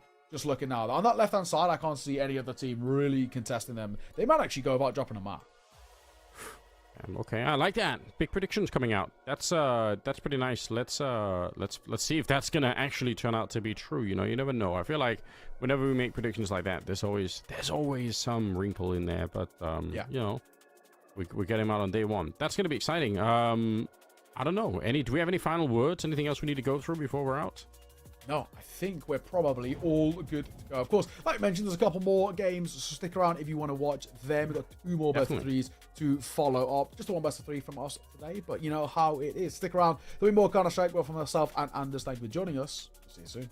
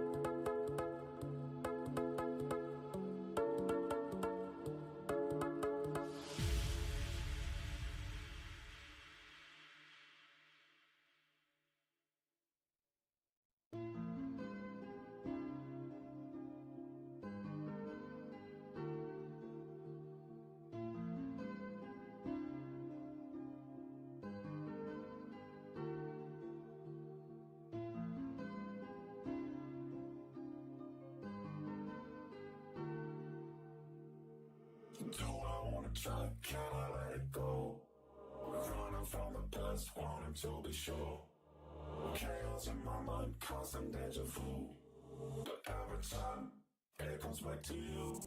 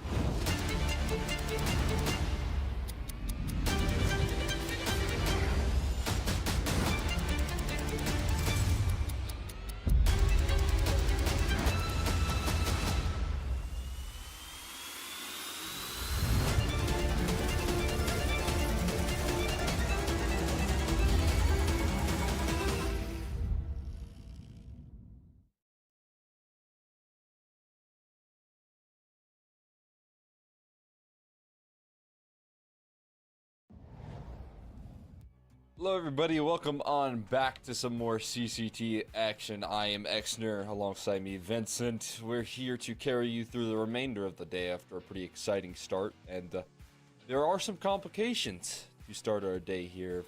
Vincent, I guess before we get into that, how you doing? How we rolling through in South America so far? You know, I'm doing pretty good. I'm actually really excited for these playoffs. Get a chance to jump back on. You and I have been over in North America, so coming back down south, it's gonna be a great change of pace. Yeah, that it always is, man. It's always fun to watch some South America after spend some time in ACCT. We've been up there for a little while. It's good to be back in South America, ready to carry forward. Unfortunately, though, we won't be carrying forward just yet. As you all might have noticed, it is a forfeit, second one of the day, unfortunately. From the side of players, they end up forfeiting. I don't think they were able to field 5. An official roster was kind of what the reasoning was behind it, and then that means Sharks going to be moving forward here throughout the playoff run. A very exciting opportunity here for the Sharks roster, but obviously they get to start it up a leg up as players end up forfeiting. Yeah, I mean, I don't think that that's too crazy for Sharks' perspective. I think that they were probably coming into this with the expectation that they could run over players pretty well, especially considering they've kind of had a fantastic start to their ECL season as well with a new player. So I don't think that Sharks will be too affected. Yeah, I'm pretty devastated though for players because this is one of the more exciting teams that I was ready to see coming into playoffs. So it sucks for them. I mean, having a good run through the Swiss, only to not be able to field a roster here for the playoffs. It's gotta sting a little bit, I would think. But as tough as that is, I think that the Sharks we're already looking good. I don't think that they would have struggled too much with this one. Yeah, I'm right there with you. I think that they would have, handled business. This is a roster that been making some exciting moves here. As always, brings that level of play that can impress. So I don't think they would fear too much in terms of the competition that they were up against. That being said, obviously, as you can see from this forfeit, we're not going to be hopping into any games just yet. We are going to be, next up, kicking off Bestia versus Uno Miami. That'll be happening in around 3 hours or so kickoff time. So you guys are going to want to make sure to stick around for a little bit there. Go get your snacks. Go warm up a little bit. Maybe play a matchmaking game with your new FAMAS and all that business. And while you wait, we're going to be hanging out, waiting for the game as well there. Bestia going to be up next here, guys, so make sure you stay tuned. We'll be back in about 3 hours or so.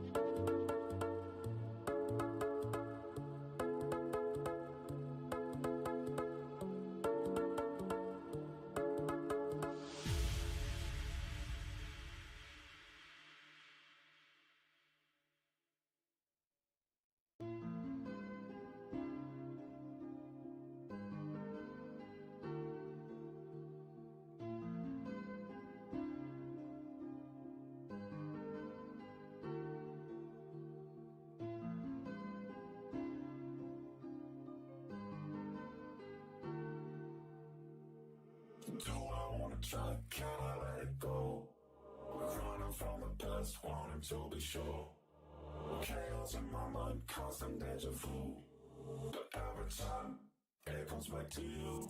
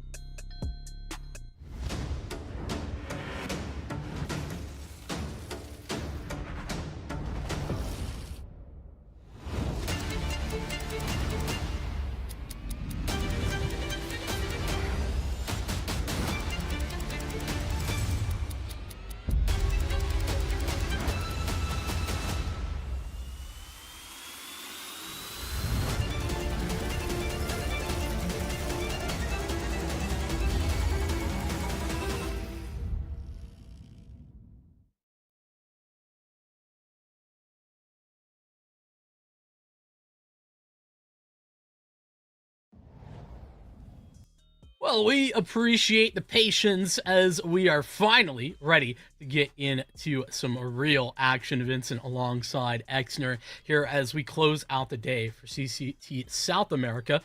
This is the round of 16 that's just about to, I guess, has started, but continuing as we move forward. I'm a little disappointed, to be honest with you, Cole, that we didn't actually get to see the Sharks up against Players.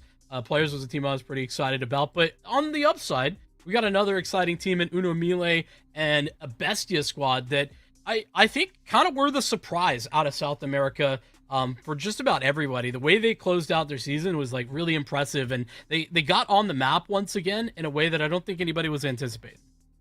Yeah. I mean, I think putting themselves on the global map maybe at the end of 2024, not necessarily with all of these the pieces, right? I think there's like the individual firepower of this team is drawn in a lot of attention. You talk about players like Thomas, and I think for me are the most fun to watch. And when you see him succeed and thrive, it does feel like this Bestia roster has a team for the future. Now they've only made one change since then, and bringing in Pank and then saying goodbye to Zoc. That's been like the big change that they've made here. It's been very good heading into 2025. They've looked like they got a big firepower add. They're giving him roles. Thomason's been a little bit more sacrificial, which is really interesting. And I think I'm right there with you when I talk about like Bestia as a team that has raised their skill ceiling, is going to be able to break through, I think, long term in this year, and is going to be setting the tone quite nicely for a team to be fearful of in the future. I mean, they broke through, won their first event in the year as well, in the Frost and Fire event, and beat some very legitimate teams on their way to that victory. So Uno Mille, who are the team to make it through the Swiss stage up against them, Bestia getting the invite. They got an uphill battle. This is the core Uno Mille of Vikings KR. They looked like a very solid team beforehand, but they've, I mean, picked apart's the wrong word, but they are somewhat lacking in, I think, some of the pieces that really made them a strong team before. But the good news is that they carry over the core, and crucially, they carry over some of the most important roles in ZMP in your in-game leader, and Remix on the AWP as well. These are important pieces to ensure that you continue to have, and so I think being able to build back up is very plausible when you have those pieces that are already in place, and you can kind of pick up some additional like BNC and like Sarelson, who I mean Sarelson I didn't even think initially was meant to be with this roster. Thought it was going to be Venabeast, but Sarelson's slotted in really nicely. Actually, I've enjoyed what Uno Mille have had on offer, despite the fact that I think if you look at this team on paper, they probably aren't the most exciting if you're just trying to look at name recognition or maybe name value. Yeah, I mean, I'm really interested to see the kind of arc of this roster. Like you said, obviously losing a couple of pieces, but I wasn't all that concerned with some of the like individuals that they lost. I feel like it's still a very buildable project. What I'm more so concerned about is this team losing their organization, kind of with a couple of older players on the team that probably need to function with an organization. When you talk about Remix, 31 years old. You have a couple of older guys on this squad, so like BNC in the same boat. I think he's like around 25, so it's not like a bunch of young grinders that can get away with without having an organization for quite some time. And so I always like question, how's the motivation of this team? How much work are they able to put on without an organization? So that might flare up as a bit of a problem, but they've been competing quite nicely throughout the entirety of ECL. Most importantly, I think being a team that can cause a couple upsets in very surprising fashion. They started out the season kind of shutting down Red Canids and 2-0 them in ECL. So I'm super impressed with what they're able to do here. And if they can try and continue to keep that forward, keep that energy up, and then again, just crucially don't lose motivation, that'll be really interesting to see what this roster can make of, and if they can make a case to get another organization in the future. Yeah, I mean, I think you're talking about the upside. I think you got to also recognize, though, there's some inconsistency there. I mean, back-to-back loss to Adalia Migos, like that's a little bit of a question mark for me when you're besting Redkin. It's a new look Redkin, it's to be fair, but still, and then But it splitting went over Fluxo. Yeah, splitting with Fluxo. That's what I was just about to get to. Like, yeah, that's a huge win in my book, despite it being a BO1. Like, you can only appreciate what's up in front of you. So as much as it's been, some solid upsets, it's also been some losses that are kind of, you cock your head a little bit and you're like, okay, don't know about that. And that's kind of the way this Swiss stage went for them. Uno Mille, just kind of eking their way through, getting there eventually, but some losses to a players team that, like I was saying earlier in this broadcast, I really like. I think that's less of a concerning one, but Patine Stop Ferrari as well. That I think that more often than not, these guys should be beating a little bit more comfortably. They take a loss to. So some up and down, and I think that that's where we can lean into this today. Bestia, I've actually shown an impressive amount of consistency for what I thought was going to be we were going to be looking at. And actually, you got to go back a little bit further for me when I was actually sort of out on this Bestia roster when they got rid of Meyer, and I was like, I don't know. This seems like a really questionable move in my mind. And hey, credit where it's due. Like they brought in the right pieces. They made the right move, it seems, based on these results. And then, they've continued with making those moves, bringing Pink back in here. And like you said, it's been impressive. Noxie has done a wonderful job of rallying a Bestia team that's now really made up of a good mix of a solid, like, older players that have more experience, and now young guns. Tom is obviously the talking point of of everyone at this point. Yeah, I mean, Thomason's been a huge talking point. It's really weird to see what they're doing with him in 2025 with how some of the roles have kind of shaped up. I don't know if it's his initiation or what the deal is, but he's playing some hard anchor roles, sometimes on the B side of Mirage, things like that, where we can talk about real excitement here and real results. And as I highlighted, and as you mentioned, Frost and Fire, they're able to take down Legacy, be the only team that can shut down that team that looked on fire. So they still have this ability to get gritty, to dig deep, and I think I'll always trust and give Noxie the benefit of the doubt of understanding what the best thing to do for his team is. But I am interested to see a bit of underutilization of Thomason. I kind of joked about it, this is a way that you kind of limit his stats so that Bestia get to keep him and future-proof the roster so that he doesn't get poached. But in all reality, it has taken a big hit on his individual performance here in 2025. So just keep an eye out for that, see how he does. Meanwhile, though, Luchov and Pank have certainly picked up the missing weight there of not having Thomason in these star roles, and they've taken a liking to those roles, and they're able to frag with it. So I think that's crucial, is that Thomason, while he maybe is dropping off a little bit this year, also has two teammates that have picked up the slack and are picking up right where they left off. And now you have an anchor player, in theory, that can just hit massive multi-kills if they do come to his bomb site. Yeah, I mean, we've seen that as a strategy to work, throughout the upper level of Counter-Strike as well, where especially for a younger player, you can slot them in to a space that maybe that doesn't necessarily fit in our old mold, our old mindset of the game, but it's working. And I think that Bestia and Noxie deserve a lot of credit for that. They've been able to adjust and show that this is another proving ground where Noxie has shown once again that he can mold a young roster into exactly what he needs to succeed. And that includes being able to ask a guy who's so explosive, so strong like Thomason to maybe take a slight step back in order to elevate the rest of the team. That's also a factor that I think was undersold in that conversation, that a lot of players, you might bring that up and it's a hard no. I think that that's impressive that he's got that level of buy-in from the squad. So as we jump into the conversation around this veto, I'm interested in kind of where Bestia will look to move forward, because this has been a beginning, just hit right in the heart there, Cole. You've been trying. I did look it up. We hadn't seen a single one while we've been in North America. We haven't gotten to see Train, and not a single South American team has picked into Train either. Jeez, at least Complexity are. It's true. For them today, I get to watch it at least. But Ancient there out of the gates for the side of Bestia. Not a massive surprise, although kind of is maybe a slightly different direction than I'm anticipating usually with the vetoes. But when Inferno's banned out, oftentimes you'll see them kind of elect for Ancient. I was kind of thinking maybe Mirage as well, but they go for Ancient here in this matchup. Dust 2 going to be picked out in response there, and then that leaves us with Anubis as their decider.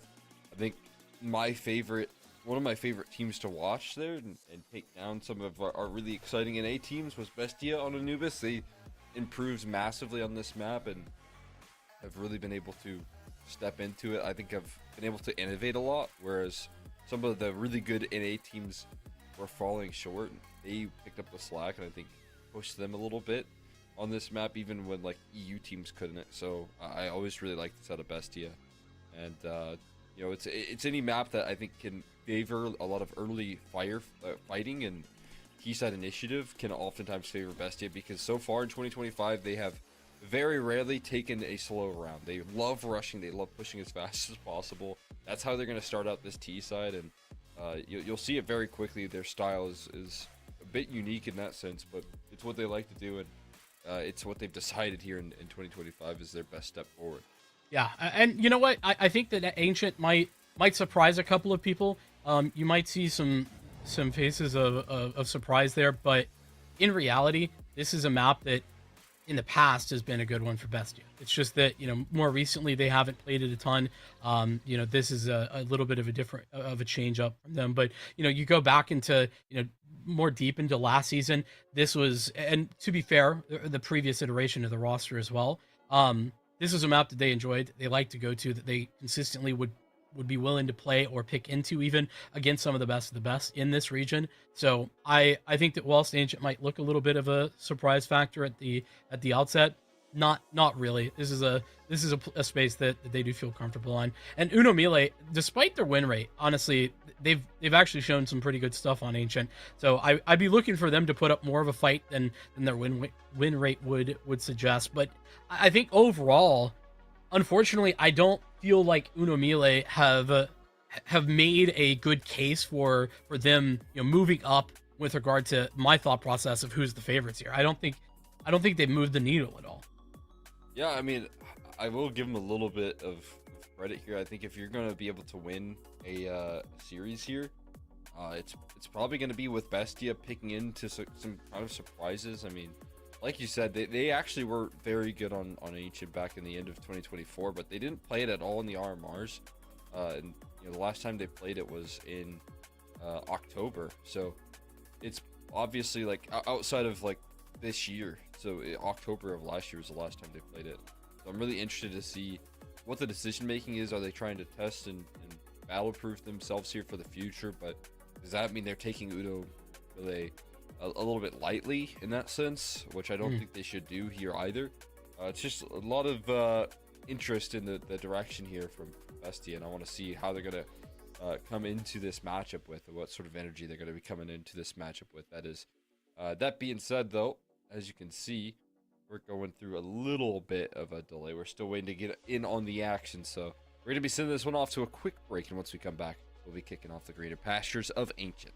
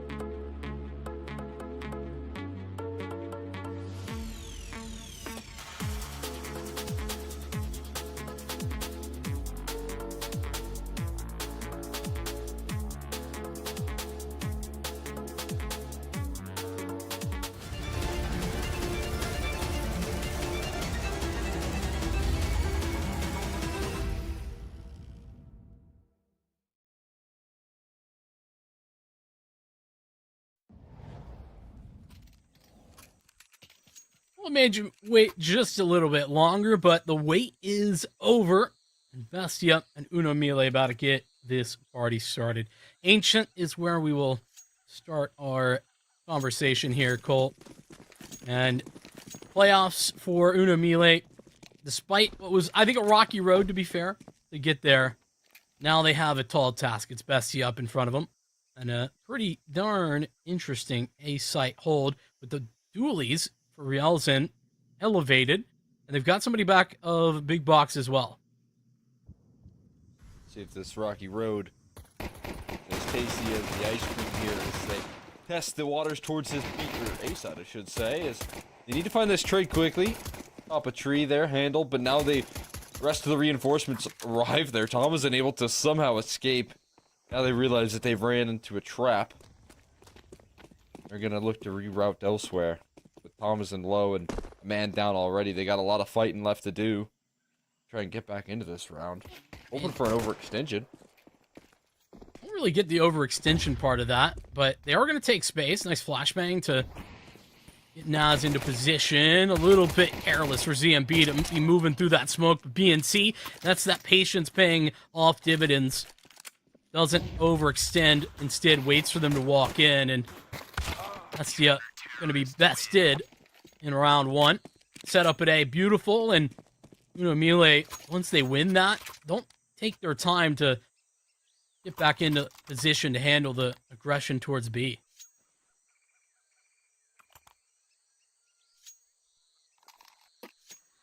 Just incredibly decisive.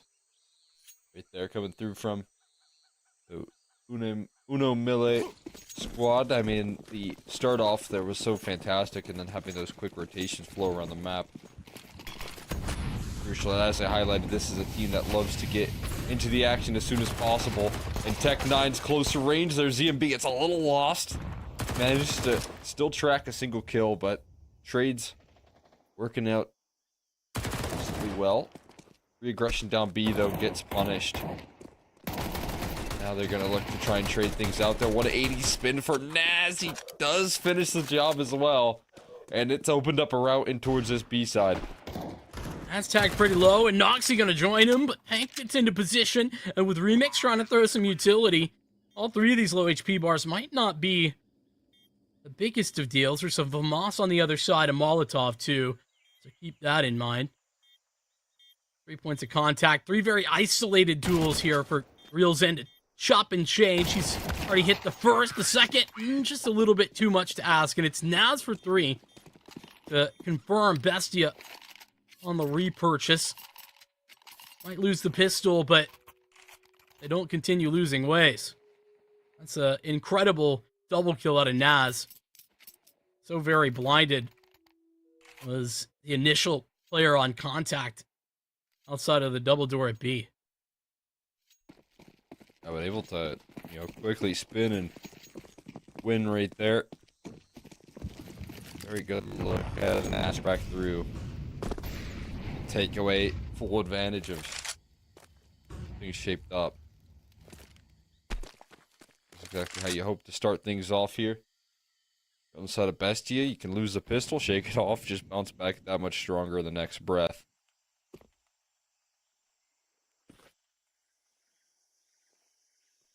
Amelia going to try and run back exactly what Bestia just did to them. Force bite.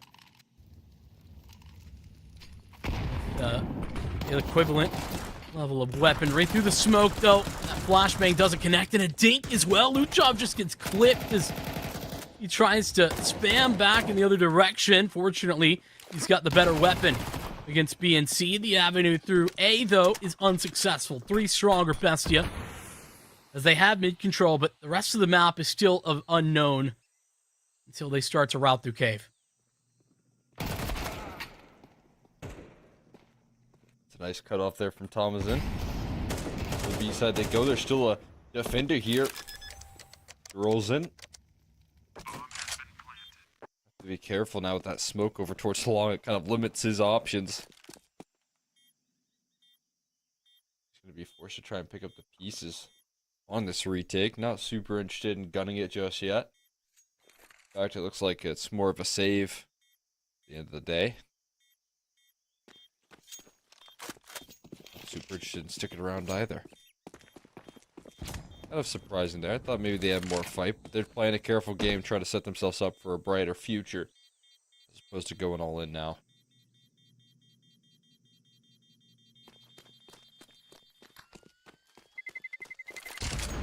Once again, guy that we talked about that this Bestia team relies on a ton is Tomazin.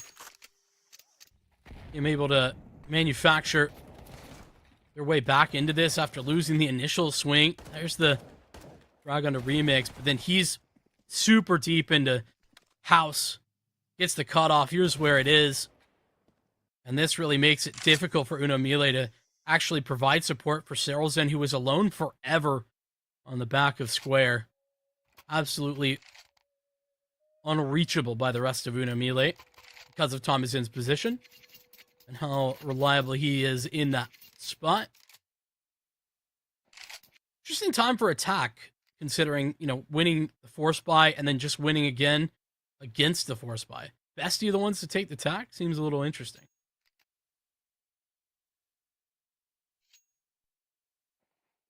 One thing I do know about this team, on top of the fact that they put themselves in interesting positions, they also like to use every last attack pause. Usually, like you said, it's a little bit surprising to see already. They like to wait until they start losing, essentially. But they know how to use a timeout, and they will use all of them effectively. Nice shot from Noxie into the site. Good trades behind it to secure success.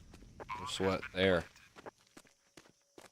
Quick and easy on the aggro. Z and B gonna have to save on the other side of the map, and comfortable start for Bestia as they work through this T side. Yeah, they're looking comfy, aren't they? Get Noxie into an AWP, couple of, ultimately an eco frag to open him up, but the setup was strong. We'll get a little bit of confidence rolling for him, and I'm actually pretty critical, generally speaking, of like the up IGL period. I just feel like, to be honest, we in NA have tried a bunch of times and it just never really looks that great. But Noxie's a guy that does it very well.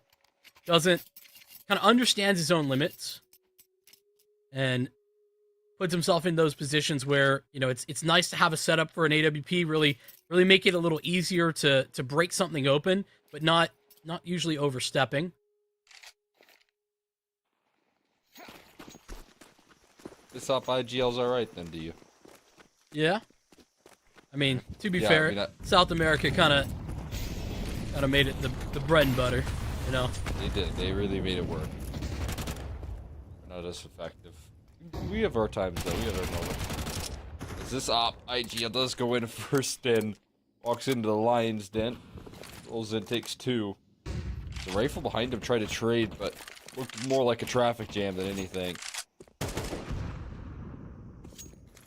What do you call, like, the home of jaguars? You said lions. Jaguar den. Is it a den too? Jaguar den. Is it? Okay. I don't know. I was wondering. Made me curious. That's why I talk to you so much. Keep me on my toes. Keep learning. Oh, Cyril's in. Teaching Naz a little lesson there. Hey, you can't best me. 3 in a row. I assume we're on the newest patch, no? With the new FAMAS? Yeah, are we? FAMAS? I would assume so. FAMASs? So. I'll see if I can Useful FAMASs. double check on that.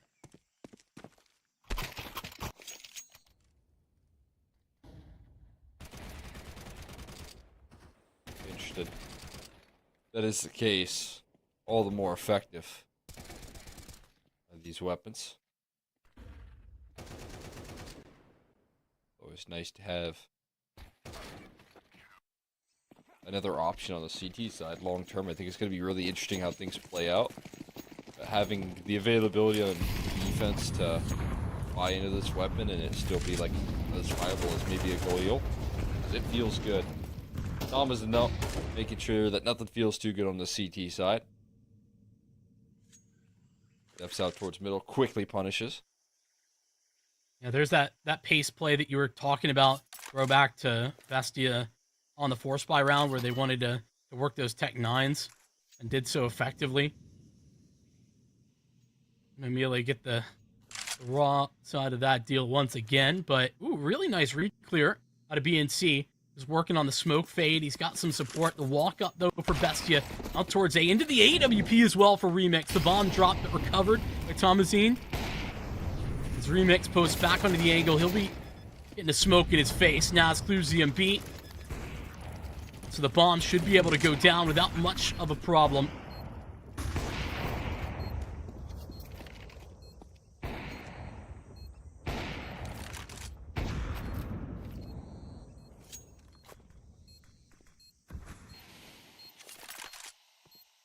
This one plays out there. Already with the deficit at the moment. Easy decision here to make for that CT side, although Naz just looking to force some hands here. Force some duels. Chases in, does collect on the Remix, but ENC will be able to trade things out. Handle that pressure. Onto the weaponry, hold on to that AWP.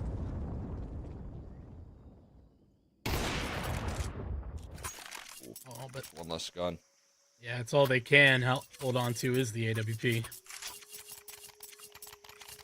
I think that's a trade that Bestia are very willing to make. They lose one gun onto Naz, but take 2 out in return. Uno Melee into another eco. What Remix can do, though, he's got the solo op. He's going to head out towards mid, just try to get a peek towards there, and he does find one. Torius in that early opening duel, trying to put Bestia on notice that this is not an area of the map that they can take freely.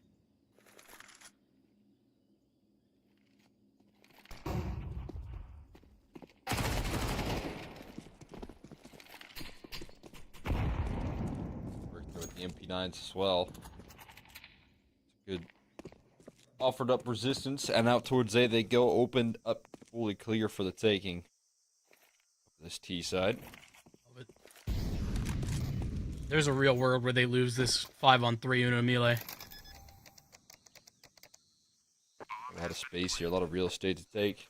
A little resistance, and there's just not super active on the map just yet on this retake either, so that This create a is- little bit more of a problem. What a crazy move from Noxy. Might be okay. Naz picks up the pieces. Thomasine, though, in between a rock and a hard place, he just takes the aggressive angle, and Remix will get there in time. That's just an incredibly aggressive move from Noxy that I have a lot of questions about. Actually does like to get in your face. He likes to get aggressive. He likes to put some pressure on, for better or for worse.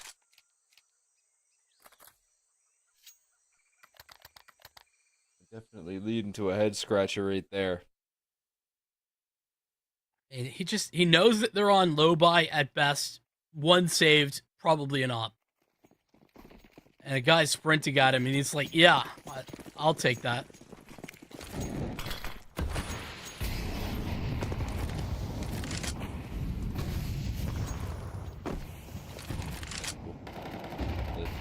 Darn good duel. You and I have different definitions of good. Well, what about that there, Noxy? Looking for a little bit of redemption on the rifle work. Double flashes to fall in his face. The spam battle takes place there, and they still crack through. Naz with the wallbang headshot, but there's already reels in. They don't expect this amount of resistance. So many players ready to go, ready to fight. Naz is still having the answers to crack on through them. They just need to buy time for this flank to formulate. Gonna put this round on him. Stays on a number there, and there you have it. Finds the kill eventually. Just took him a little bit to activate. I mean, yes, a little bit of surprises in this round. Best you run into, but yeah, I mean, respectable that fight for sure that Noxy pulls off. He's got the flash to support it, and he delivers big time. Nas is really showing out on this map already. A big factor in the win on the Force Spy to get them right back into the action after losing the pistol. And he's been a pretty big part of closing a couple of these rounds too. But Remix, every time he's been in position, he's gotten the kill. Does it again there. Thomasin crosses over, but Remix is absolutely aware.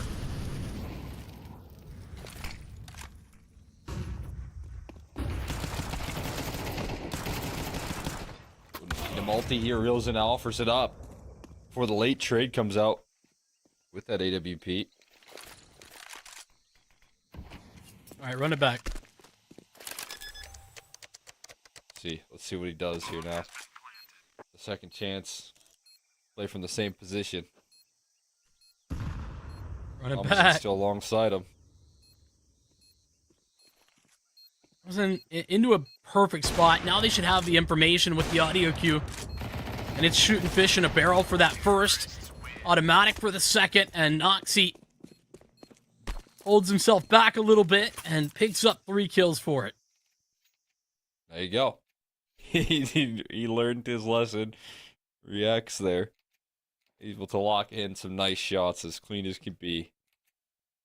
And that's pretty deadly duo. And I mean, Noxie, as much as, you know, again, you can complain about maybe like op IGLs and their inability to frag in certain senses. Like, Noxie in a clutch is just gonna put you in a really good position. He's so capable of winning these clutches. And Thomasin is so good at finding these entries. Granted, up against lesser weaponry, but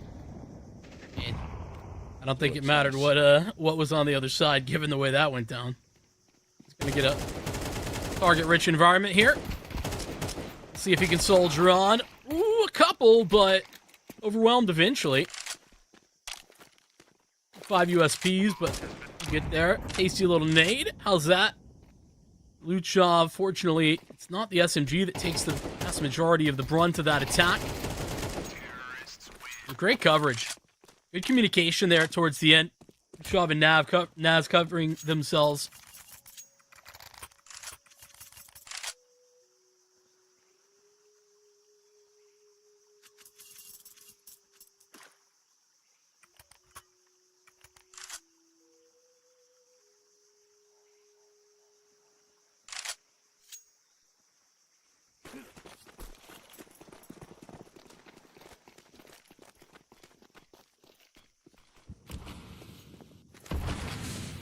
this. Get the little lineup there. Utility ready to go for a fast A play. But not all the players to go for the A play. Just a little whoop-de-doo there. Pank goes down quickly though. Re-aggression down the ramp side. Luchov able to spin for a kill, but traded out with a great recoil. Like much faking being sold at the moment, but she tries to go and chase an answer. Gonna be met by a smoke. Yeah, I mean, for Noxie now, it's just his position known. Let Thomasin work. This map, he's got the mid control. We saw him here before. Talked about the activity.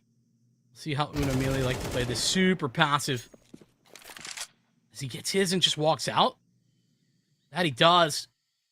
Thomasin, he's gonna get there. Cyril's in though, really aggressive. And that's just a mistake that might cost them the round. Now it's 2v2. Still concerned about another B player.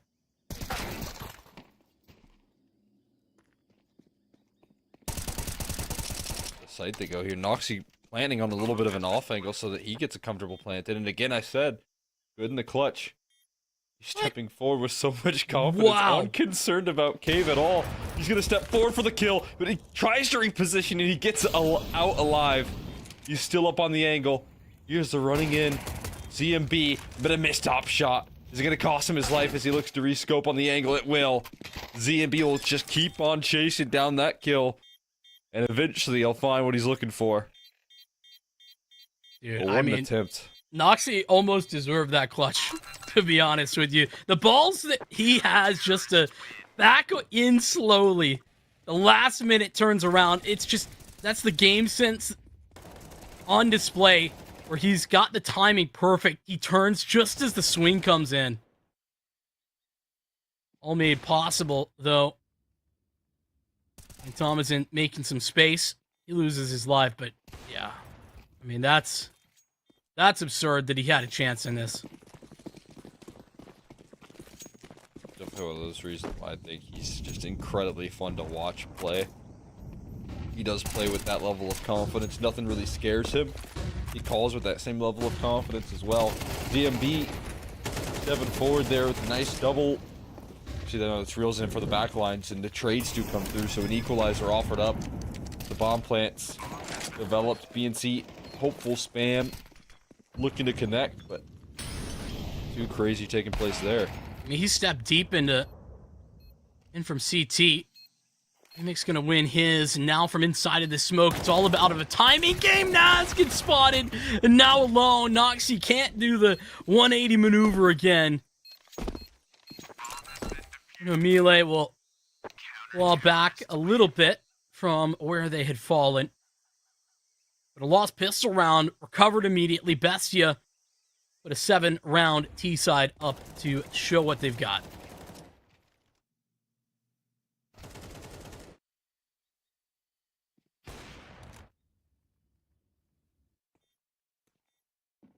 Tell you what, looks like they got a whole lot on offer, a lot of excitement, a lot of clutch potential, and a lot of setup as well for Thomason, crucially, towards middle. Which, again, as I highlighted coming into this one, I didn't paint the prettiest picture of what they like to do at the moment. The current game plans for Thomason seem like he's taken a little bit of a back seat in terms of the firepower, but stepping into this matchup and showing that, hey, maybe that's not the case today. Maybe that's not the case on this map here. Well, just taking the fight try, though. Needs to get some help. The rotation's already on the scene. There's a lot of resistance ready to go, and Luchov is playing so confidently with those dual Berettas on the cave position. Another kill coming through from Luchov. And long range, Thomason will cap it off, so well handled. So rotates come through just when they need to. Yeah, I mean, that'll kind of starts where Uno Melee are just trying to scale up towards long, presumably based on the positioning, but they're smoking off short, not cave. And it allows for that crossfire to really have so much effectiveness for Bestia. Difficult to break, and especially when you don't have long flashes to scale towards that side square anyway. I think a little bit of pieces missing for me on that Uno Melee attack. Means that a second half pistol not in the cards for them, nor a bomb plant, which is maybe even a bigger deal.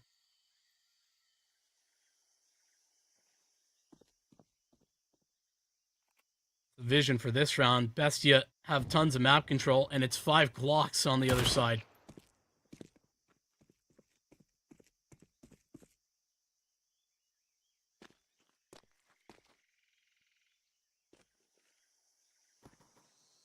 Well, not a whole lot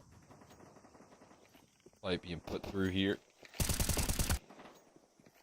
That's a nice move, but doesn't really throw the aim far enough off for Naz. They lose the player boosting up as well. Should be pretty comfortable to shut down the rest at this point. They're just hiding behind the smoke.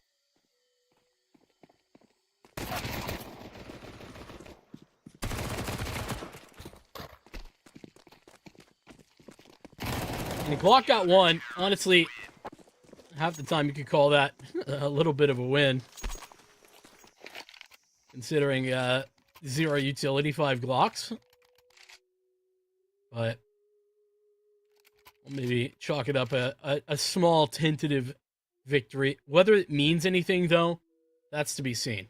Bestia not bothered by the Uno Melee resistance. Round 14, but round 15 should be different.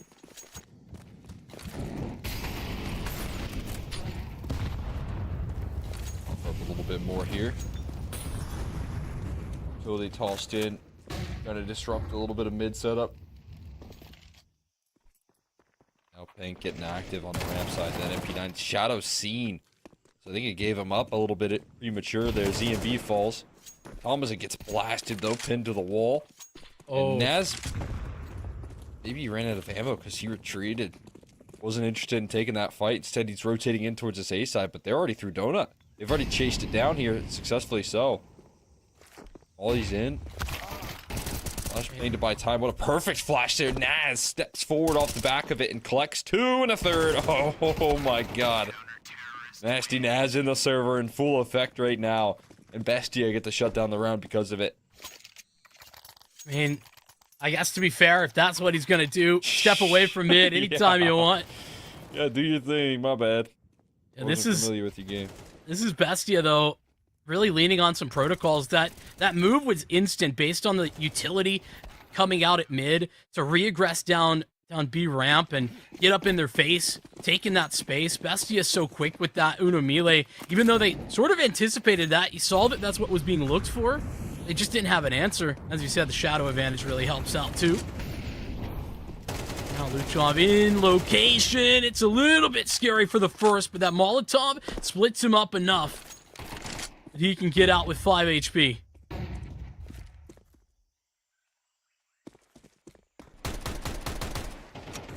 Some serious damage. Shove with the double up. Playing that one to perfection.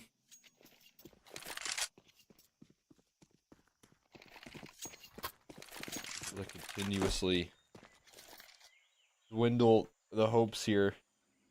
Uno Melee. Hank. Set up in cave here now, and another AK that gets a multi-kill there. They just can't get away from them. They're all over the map, it seems. And no casualties, and on to a quick 11. Bestia looking to coast through this map. I mean, first half was back and forth. Lots of conversation to be had about Uno Melee and how they approach it.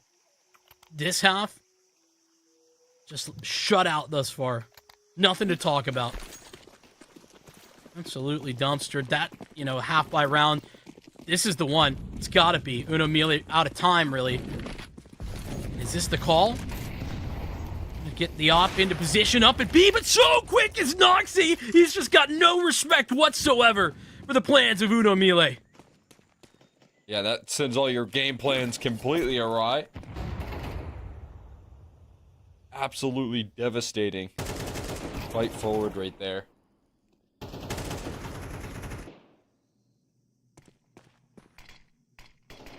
Switching the tides on him.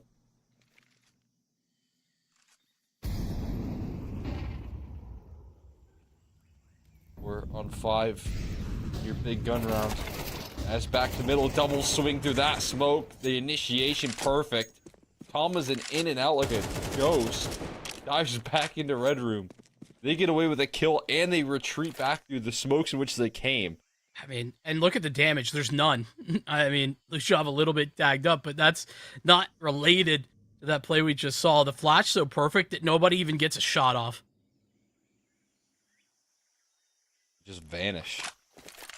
As if it wasn't bad enough, Naz is approaching their spawn. He's not going to go there initially, but once he starts clearing out mid at 30 seconds, I mean, Uno Melee have already called the save.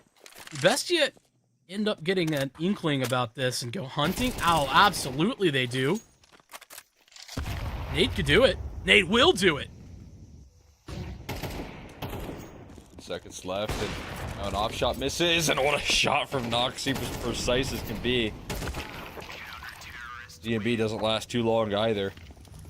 As they hunt down the remaining players, Bestia looking to win this one and win it through elimination by completely eliminating the opposition here.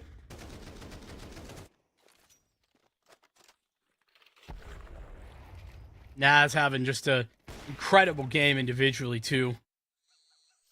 Noxy feeling the confidence. A true team effort for Bestia. One more round to shut out Uno Melee in the entirety of the second half.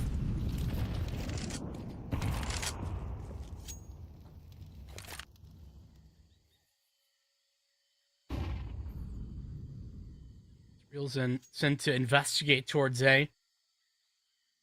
Everybody else ready to play off a little bit of contact, taking space, uno mille.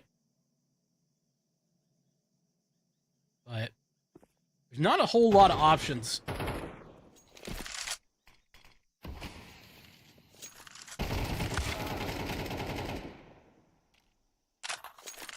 That'll help. One way to open things up there for CMP. Straight through the wall. That's when all the doors appear to be closed, just break open your own door.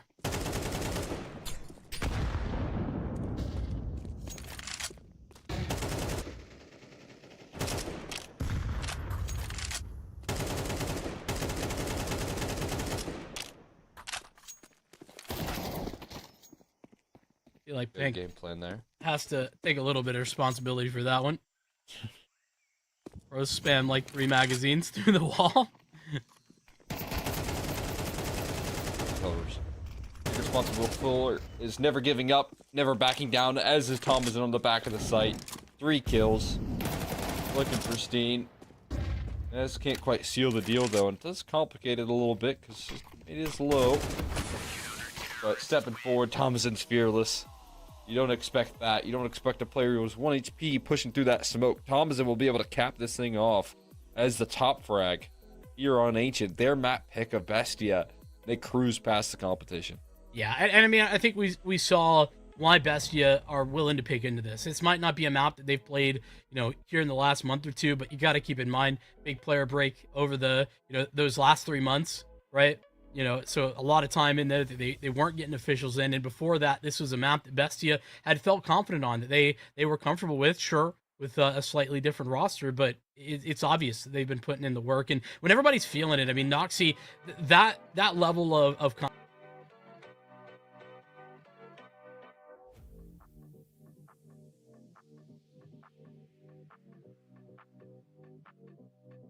Yeah, I also think it's one of those maps as well where if you're a team that's trying to operate with a tough situation, if you're trying to operate with, like, say, Thomason switching into maybe more passive roles, picking more often into an Ancient as opposed to like a Mirage, where sometimes a B anchored really never sees the light of day, is a really good game plan. Whereas now Thomason kind of helping out as the mid A rotate kind of supportive player can be a lot more active, can be given the trust and facilitated on some of the aggressive moves, can take fights towards middle and thrive in them on this team. So I'm really looking forward to seeing what this guy's made of here and seeing what Bestia can do on this map in the future, because they did do really good work. That being said, we got Dust 2 waiting in the wings. We're going to be hopping on into this map right after a short break. Stay with us, guys.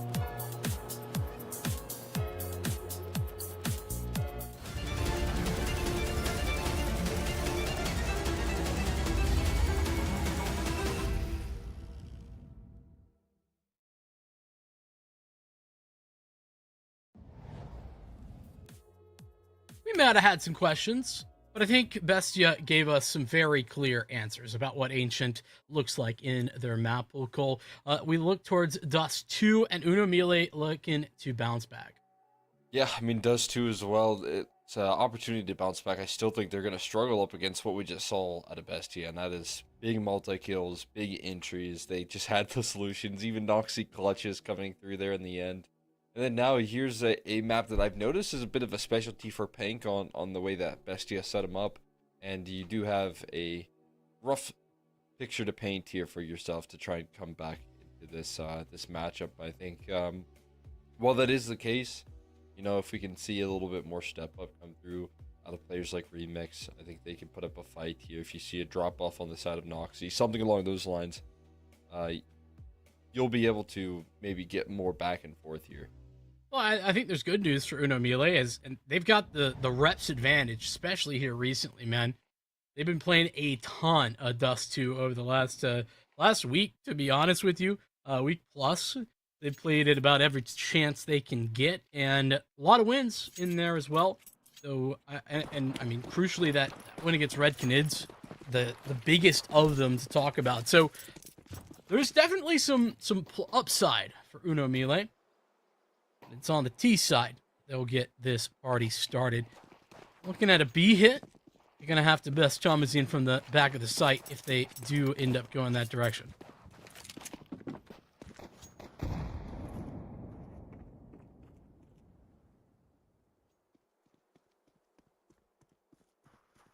Make happen here on the B side defense. Getting ready with their utility. There's a smoke in the mix. Flashes as well in play here. They look to try and entry on up there, but Thomasin just lightning from the back of the site. Strikes a couple of times there for Naz on the support, and they're just running through the window, offering up coverage. The help is there on scene. Everyone's involved, and they will shut it down from that point forward. I mean, I felt like Bestia kind of found everywhere else was empty. And so by the time Uno Mille started to make that attack, they already had a second player rotated in. You added a third, and the quick moves, Bestia were in great position to deliver. They do so, and just about everybody gets a piece of the pie in the maneuver. Well, we got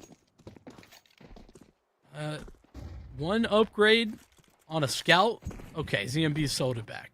I'm gonna say that's maybe a little bit of miscommunication there. Ultimately won't even take that move, and Reelson actually invested a deagle and it's already gone. Let's explore real quick. First out of the rifle. In these sort of situations, you just don't want to lose too many. If anyone, really. Considering a bit of a sparse investment. We farm up some cash here for the MP9s. Can't go wrong. Thomasin sure is going to look at to farm things up. Rolls in with the rest. They get to set their focus on this first gun round that, you know, they clearly put a lot of emphasis on. We'll see how this thing works out for them. And a bit of a difficult task up ahead of Bestia, and how do you maneuver 3 MP9s on the CT side of Dust 2 for this first gun round as well? Lots of utility, obviously. You could get aggressive with it, but you don't want to toss away the utility that you've just invested. Thank you. You mentioned is often at the forefront. He's going to be more positioned towards long. With a little bit of support, and they'll smoke off any additional attempts by Uno Mille. Though, it's not as if Uno Mille have to respect that. Bestia just walk away. Gonna walk Noxy up in here, and everybody's up close. This is gonna be a duel over on Catwalk. Noxy gets a little bit of information. The amount of bodies here are gonna be surprising for Uno Mille.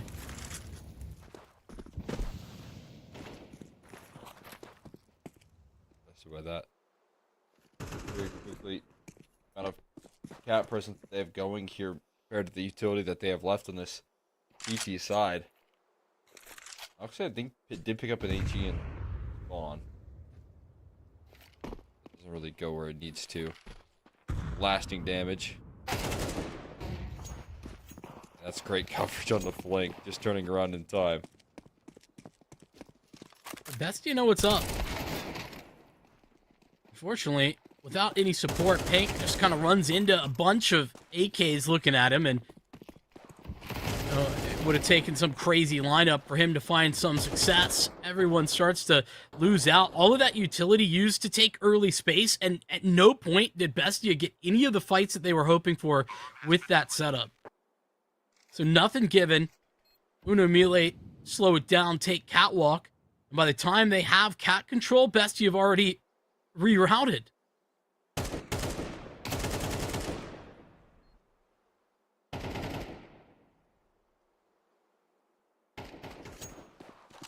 I think that was going to be a pretty heavy challenge from the get-go. So it's holding on to that gun there for Thomason.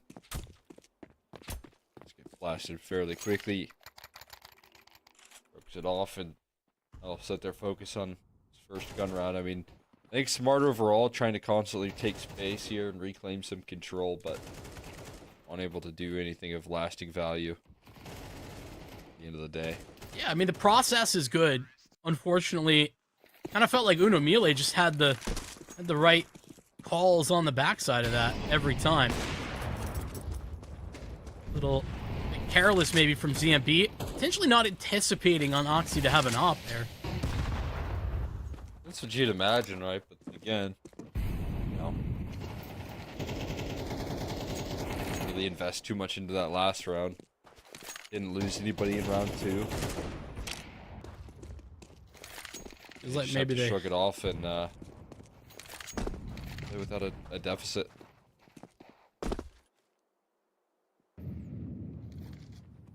that is what a little bit of carelessness will get you sometimes. The deficit to work from.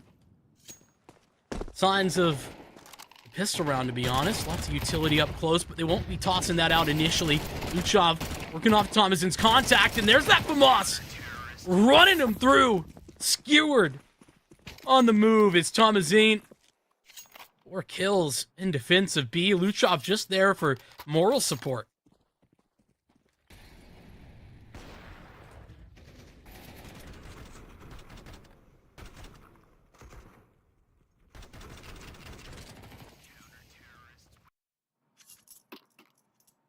Big time defense from Thomason is exactly what I was highlighting. It's one of those assets when you get given an opportunity to succeed. As a B-side player on Dust too, I mean, you got to run into, unfortunately, if you're Uno Mile, one of the best players as an anchor on this team. And that is a huge challenge for anybody to deal with. That's the asset that they get when they play him in these hard anchor roles. That they get a guy that they can trust mechanically is not going to be missing.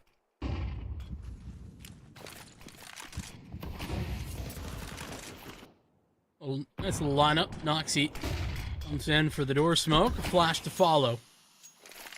And Uno Mile thought that they were going to be scaling towards long, only to eat a smoke grenade to the face, so they'll think better of that. They still got a full minute to play with, though, so it's not too big a deal for them, Cole.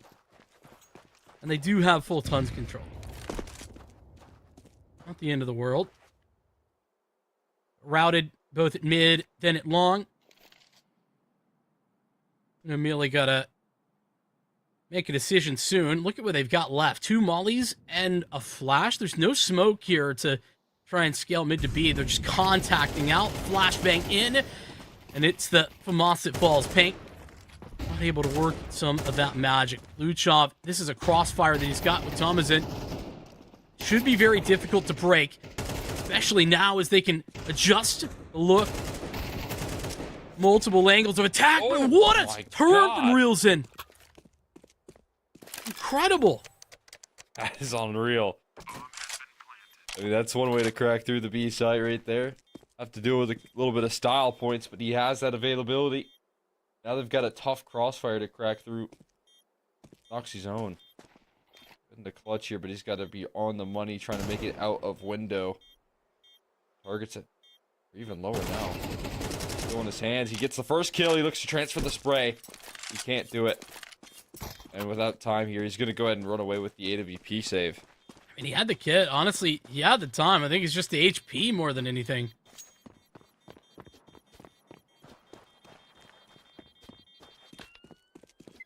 I feel like we're not watching the Noxie from last map, though. Noxie from last map sits on that bomb, takes that fight. But I think the right decision, to be clear.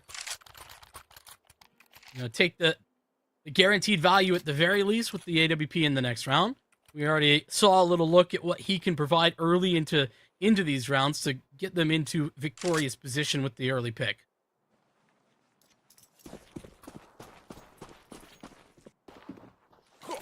Very interested in giving himself as many opportunities to make that work with the AWP as possible.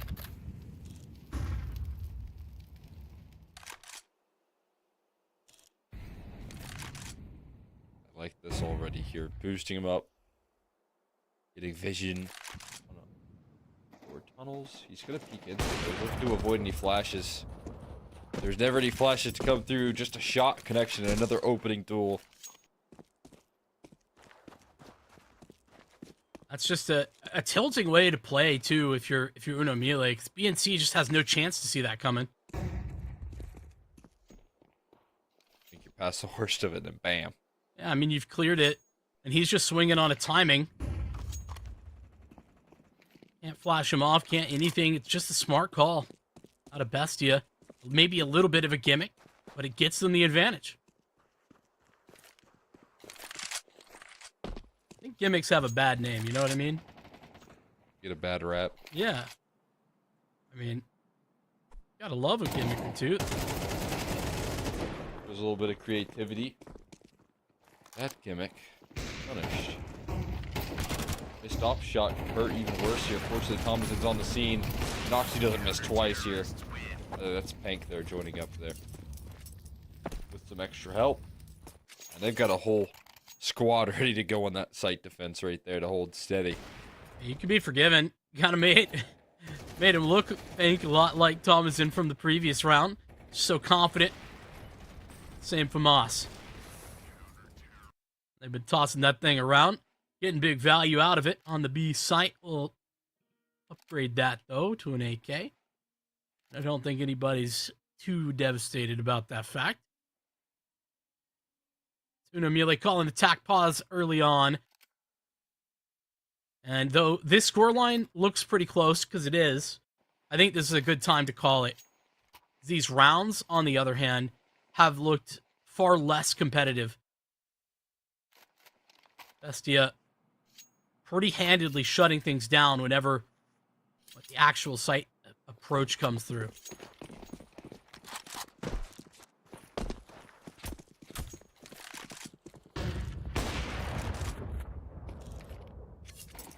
Obviously with another opening duel.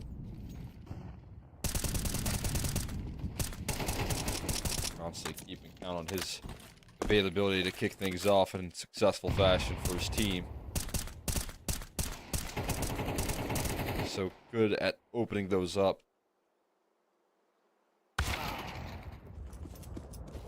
Sticks around for a little bit more. So not really missing a beat at the moment. Things nice and safe. Just a couple of little missing pieces from Uno Melee, and I say little because, you know, it can be as small as missed time on that flashbang, so Noxie not blinded when ZMP swinging in, so it's just a free duel for Noxie. Again, against a pistol, so you're not really too worried about it, but I think those small things start to add up for Uno Melee. It's in the availability to kind of actually get into all the correct positions on some of those B execs. But at the end of the day, credit to Bestia, who are just so dominant at the moment.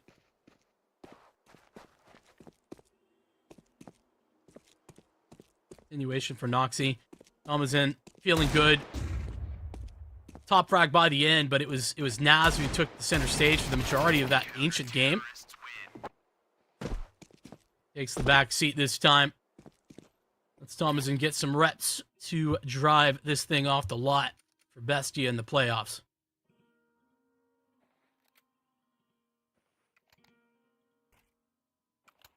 no matter who it is right now, for Bestia just coasting through this game is got to be a fun fact.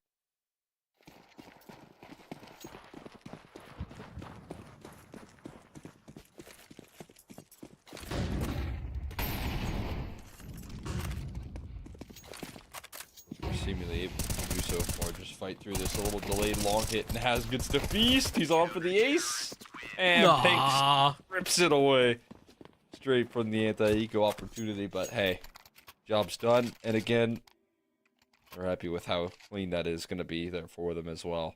Yeah, everybody but Naz is happy. What you doing, Pank? Come on, man. Let the man grab those ecos. I'm usually a big fan of, the kill's all that matters, but on the anti-eco, At some point, come on now. I mean, we can get a little silly. We can let the man go for his ace on the anti-eco, right? Yeah, that's acceptable. We'll allow it. Not Pink though. Unamili not turned away from this long take after losing out in that last round. Naz fortunate to walk away victorious, and that he's alive. Could have been worse. Lots of pressure on long, but the bomb nowhere near. Unamili, this is the most dominant in map control that they've been all half.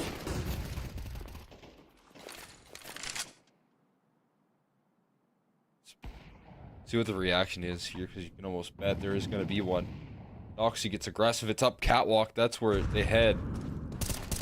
They chase down some kills, successfully so. No fight ahead here for Pank, but studies his aim.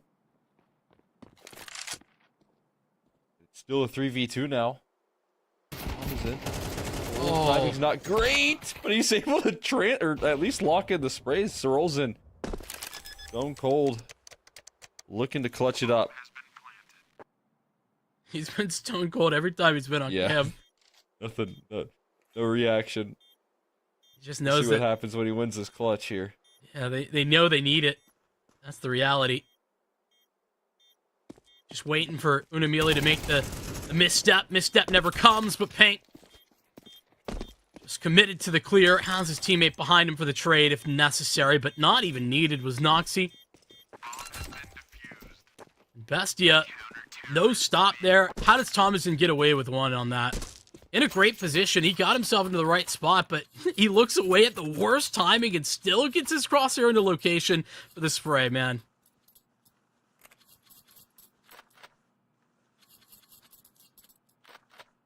That's just how deadly he can be here. A force to be reckoned with.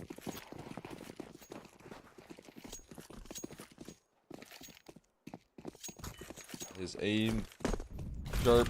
He's got those quick reactions. If you take some shots at him, you can't afford to miss.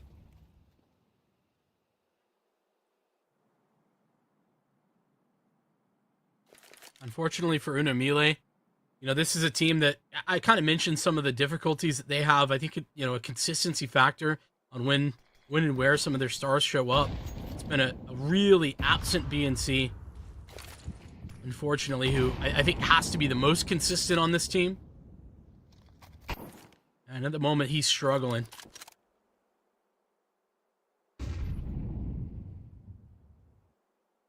Nobody else able to take up that important role at the minute. Problem at a time, though. Pissed around Unamili. They're about to just contact a little bit out long. Now it's in a great position initially. He's going to go to something a little bit more committed. This is a disgusting angle. Noxie. A little bit more committed, not punished, though, is Naz. The bomb dropped at their feet. Remix will eventually get it done. But now there's been time made for the return of the rifle. Back up to long. And a belabored spray, but best yet, not even a little bit laborious. Or laborious? That's probably the word. On that round.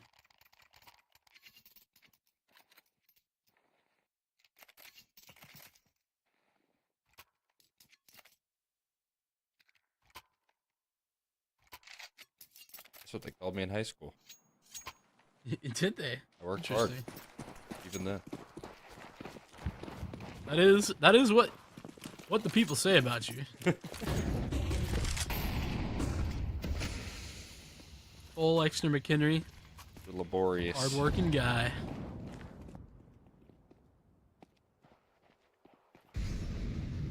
No, just nothing but hard work from Noxie. Hard work finding these opening duels. It's not easy being him. I'm gonna say, is it hard work? He's making it look that way, though. Easy, that is. Oh, this is ambitious, I'll tell you. Oh, I mean, shouldn't be surprised. He'll get in there, give it a move. Sarelson tries to put his head down, and it's a 360 of sorts for Thomason. All Sarelson can do is sit back in his chair and accept the reality that he's just been hit with the Bestia seem an unstoppable force. Completely uncontrollable at the moment. Anything that can go right for them will. It seems Thomason just on a spin. So quick with his aim. It's gonna work here. And there's Luchov now with it up. Trying to take some of the weight off of Noxie's shoulders with the way he opens up the round. And so now what do Unamele do? They have no utility left. They have one Molotov, and Luchov has got the cat aggression too. So it's like, where do you go? Unamele can't really walk away. They don't have any map control. They don't have any way to approach this against the AWP.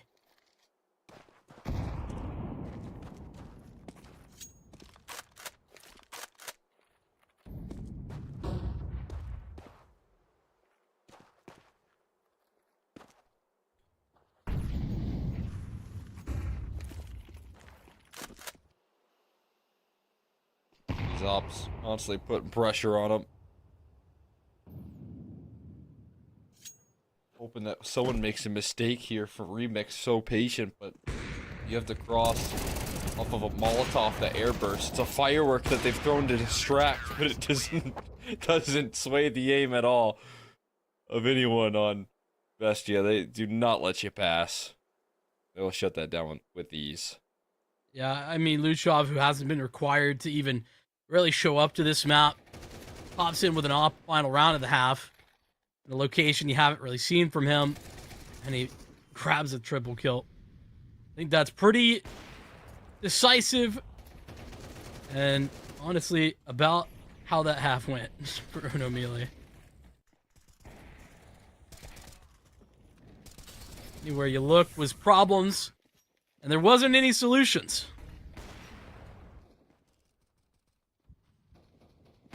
Problems, and more problems.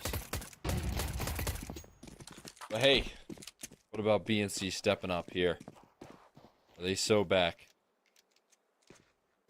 Let's hold our horses, but I mean, hey, this round definitely seems like it. Great opener, double from BNC. He is the guy that, you know, I really think they do need to step up. You know, him and Remix gotta be the ones.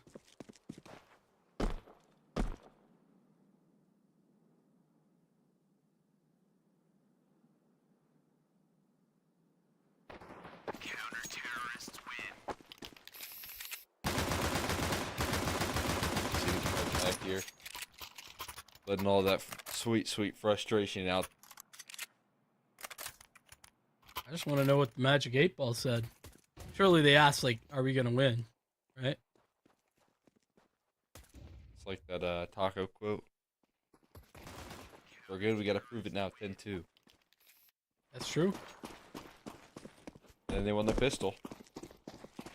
And that's how the story of Unamele's comeback began. That's what you're gonna be telling your grandkids, right? I hope my grandkids' sake that this is the most interesting story, but maybe, who knows, it could be the longest game ever. Something along those lines. He's gonna be able to find one. He's got the scout ready to go. Oh! Oh my god. Wow. Dude, you saw. That's insane. I don't know if you saw it, man, but in his face, he believed he was winning that. No, he had that look about him like, this is my round. It's over for you all. I hit that shot and it's done. Fortunately for Uno Mille, it you wasn't. shouldn't have left me alive. Gonna do irreparable damage. It seems like that damage repairable at the end of the day. B rush time. Bestia. And reels in. No flash there on the initial take. Where did it go? Surely they had one. I'd be surprised. There's some HGs sent their way. And now Tom is in left. Dry. Good luck, my friend. Sort your way through this one. Yes, it seems a little too tall. That's Bestia. As I highlighted, they like to go fast on their T sides. That's what they'll do at the start of the halves. Maybe a timeout or two in the mix. That's where usually all the delay happens, is all the timeouts that they have to call. But they do like a nice speedy rush. That's one thing I know about this team for sure. You know, I'm in for a rush, especially as much as the next guy, but I'd have to watch that one back. Could have just been the nice off angle, but you got to get that flash in there.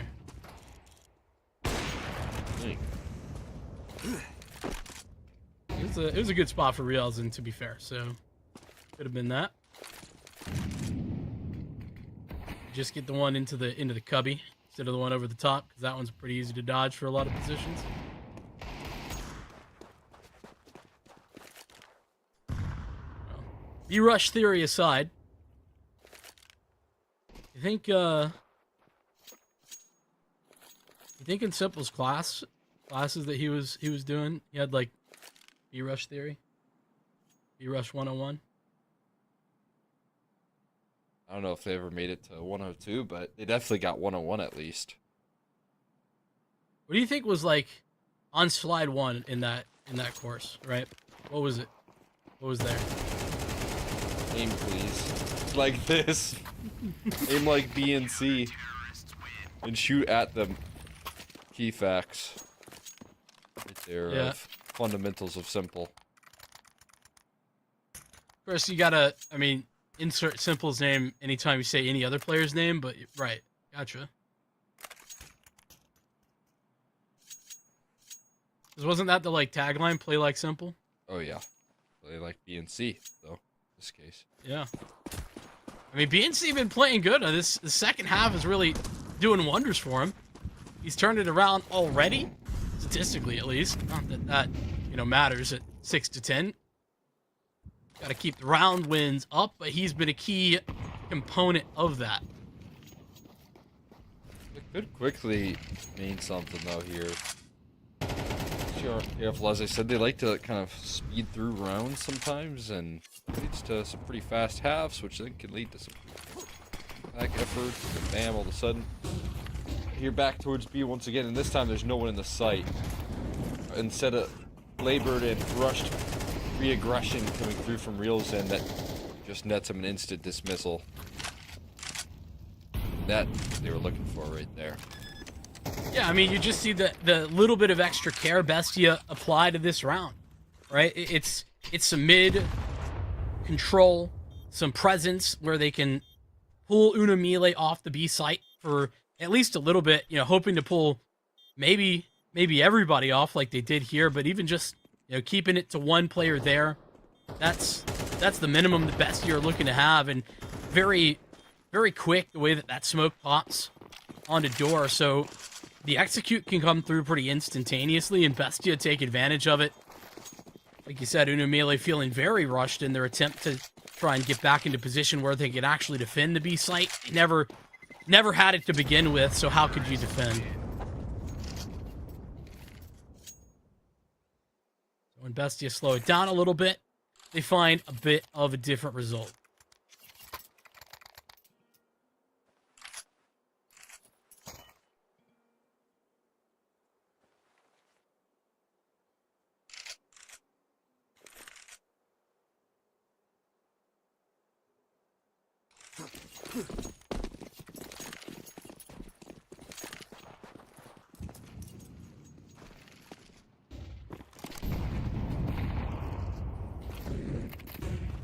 Something quite fond of there. We're on to 11. Looking to count up a little higher. See what they're made of. So big fan of that mid clear that Unumili go for at the very beginning of this round, but they, obviously have to come off of it to a certain extent. They can't afford to maintain that level of presence forever. And it's right then that Bestia start to clear back towards mid. They get themselves through tunnels and they're going to scale up Catwalk, presumably, for this ace split.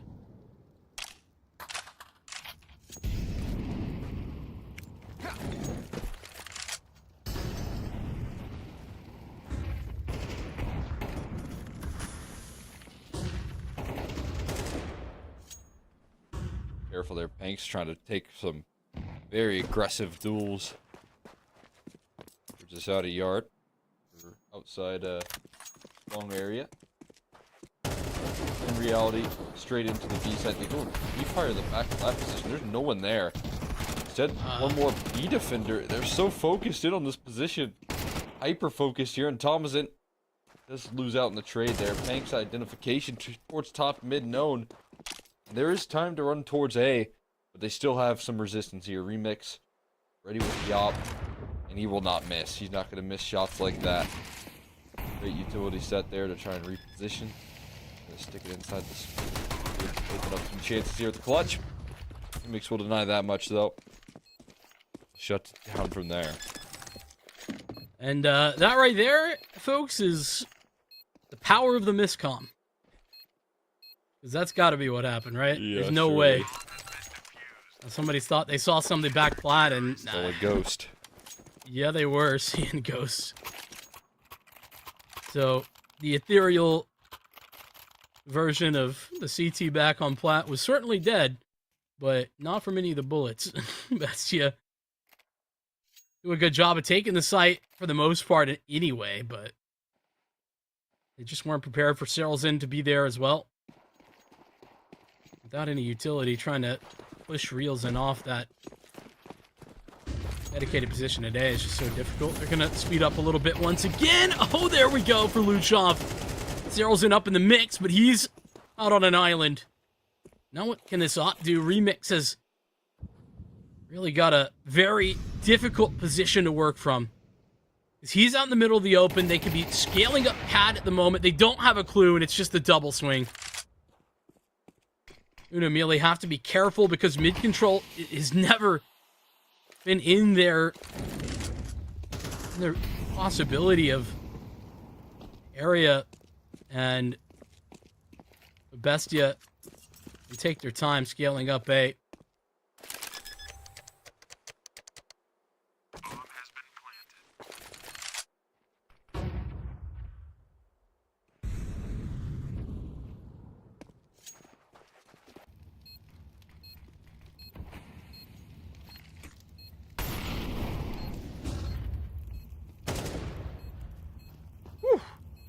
That's a deadly burst right there. Pank just ignoring the molly and dancing around the smoke, wondering if they were going to go for... They elect to try and make a confident move on that retake.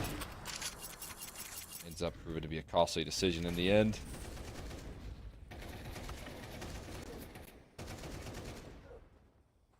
Just don't have the firepower out at long to really deal with that take. Bestia is so confident, as we saw with the way Pank dealt with that push.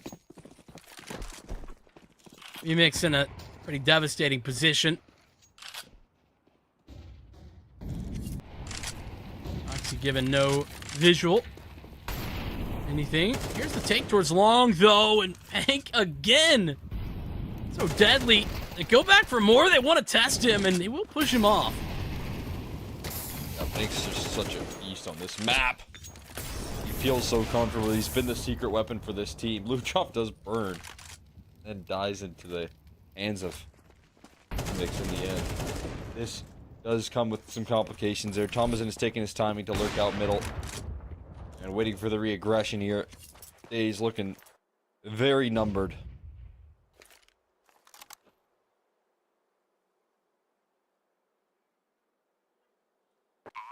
Yeah, so 1v4 on the opposite bomb site. Feels like Realzen already kind of giving it up.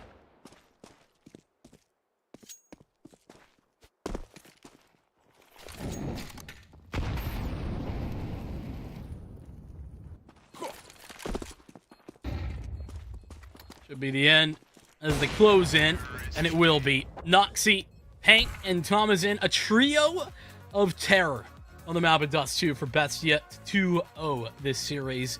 Uno Mile might have made their way through in that Swiss stage, but playoffs a whole different beast, Cole. Yeah, I mean, that's a statement result here from Bestia, cruising past the competition, setting themselves up for success throughout playoffs. And as I usually highlight for this team, they're a roster that pretty typically can avoid getting upset. You know, maybe here or there for a best of one in ECL, they can fall victim. But as we saw from that Frost and Fire, every opportunity they had, they took. And again, you know, you're seeing some really good cohesion in between some exciting pieces. I mean, Thomason looks like he's playing a lot more active on the T sides especially, which is something I'd really hope to see. But overall, you know, some flawless calling and some really good motions from Noxie to get everyone involved in the success story here. So I'm looking forward to it here. This roster should be set in stone as a pretty exciting one. Obviously, a team that can make a deep run here in the playoffs of CCT in South America.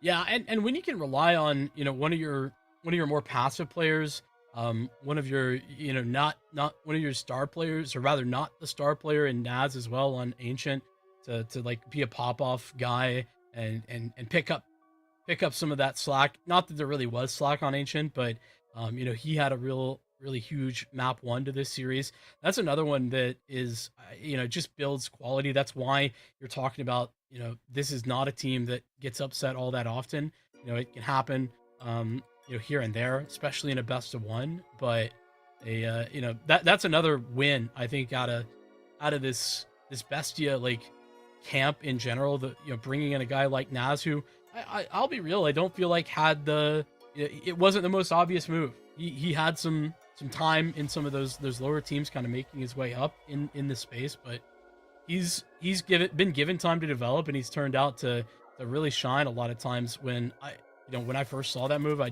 didn't necessarily know about it. I had some question marks, and you know, I think that this is Bestia building a very complete picture.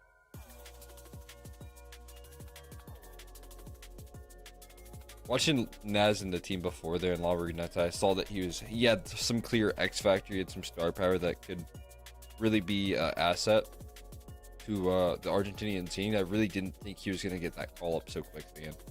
And he, like you said, took him a while to get comfortable, took him a while to get used to it, but he's been thriving on this roster. You see Pank on this team now, he's already thriving. He's a little bit older, he's a little bit more experienced, but, you know, doesn't really take any time to get used to this roster and how they play, how aggressive they are. Seems to fit his style. So I think in that sense, you've got a roster full of potential, and everyone's got that buy-in here so far from Noxie, which is very key. That can lead this team to some serious success long term. Yeah, and I mean, Noxie, I think the player of this match, despite, you know, some incredible performances from Thomason on both maps, I think as well. You gotta you know, respect to what Thomason did, but Noxie, consistent, and the amount of times he's providing openings, able to work from very uncomfortable positions and deal with just about everything thrown at him, I think super valuable, alongside, you know, being the caller for this team. So, you know, for me, he walks away as our MVP from this one for Bestia. But that positions Bestia well. Maybe we could take a peek at the entirety of this bracket one more time, because this this is a round of 16, but round 1 of playoffs is what I mean. Round of 16 matchup that I think Bestia expected to come away with, but now with Sharks up on the cusp, this is where things get complicated. It really doesn't get particularly easier for Bestia if they want to make the run to the final. No, it doesn't. I mean, the competition is going to get fierce out of the gates, and that's something that you got to face head on here at the moment. I got high expectations for them that, you know, they know how to handle the toughest competition in this entire event. Like, they will be able to handle it. But I tell you what, it kind of shapes up a pretty picture for this team who's going to look to do some damage. You got Imperial and Legacy that are, you know, potentially on a path to meet up against each other on the other side of the bracket. So the competition is going to remain pretty fierce, and ST are going to be there for it, I think, all the way through. They're going to be excited that they get the chance to test themselves versus tougher competition here in 2025, because some of the matchups so far that they've played hasn't been the most difficult, but they've been able to cruise past it, and getting those bigger tests is exactly what they're hoping for. I mean, don't forget about, you know, a new look to Audic potentially on this side of the bracket, and Fluxo looking to, you know, play up against a victory last time in CCT, so sort of defending the title to a certain extent there as well. So lots of storylines to continue to watch and continue to move through, but it is the end of the story here tonight. A great start to the round of 16. We got 4 matchups out of the way, done and dusted, as Bestia will take victory in this last one. We got 4 more round of 16 matches coming up tomorrow, and we'll be jumping in to those starting about the same time. But yeah, a huge step up across the board, and we were talking about Noxie, but Tamazen as well, statistically just a powerhouse for this roster over on the Bestia account. But with all of that being said, we are going to be saying goodbye here for the evening. It's been a pleasure, and we'll see you back tomorrow for more CCT South America action.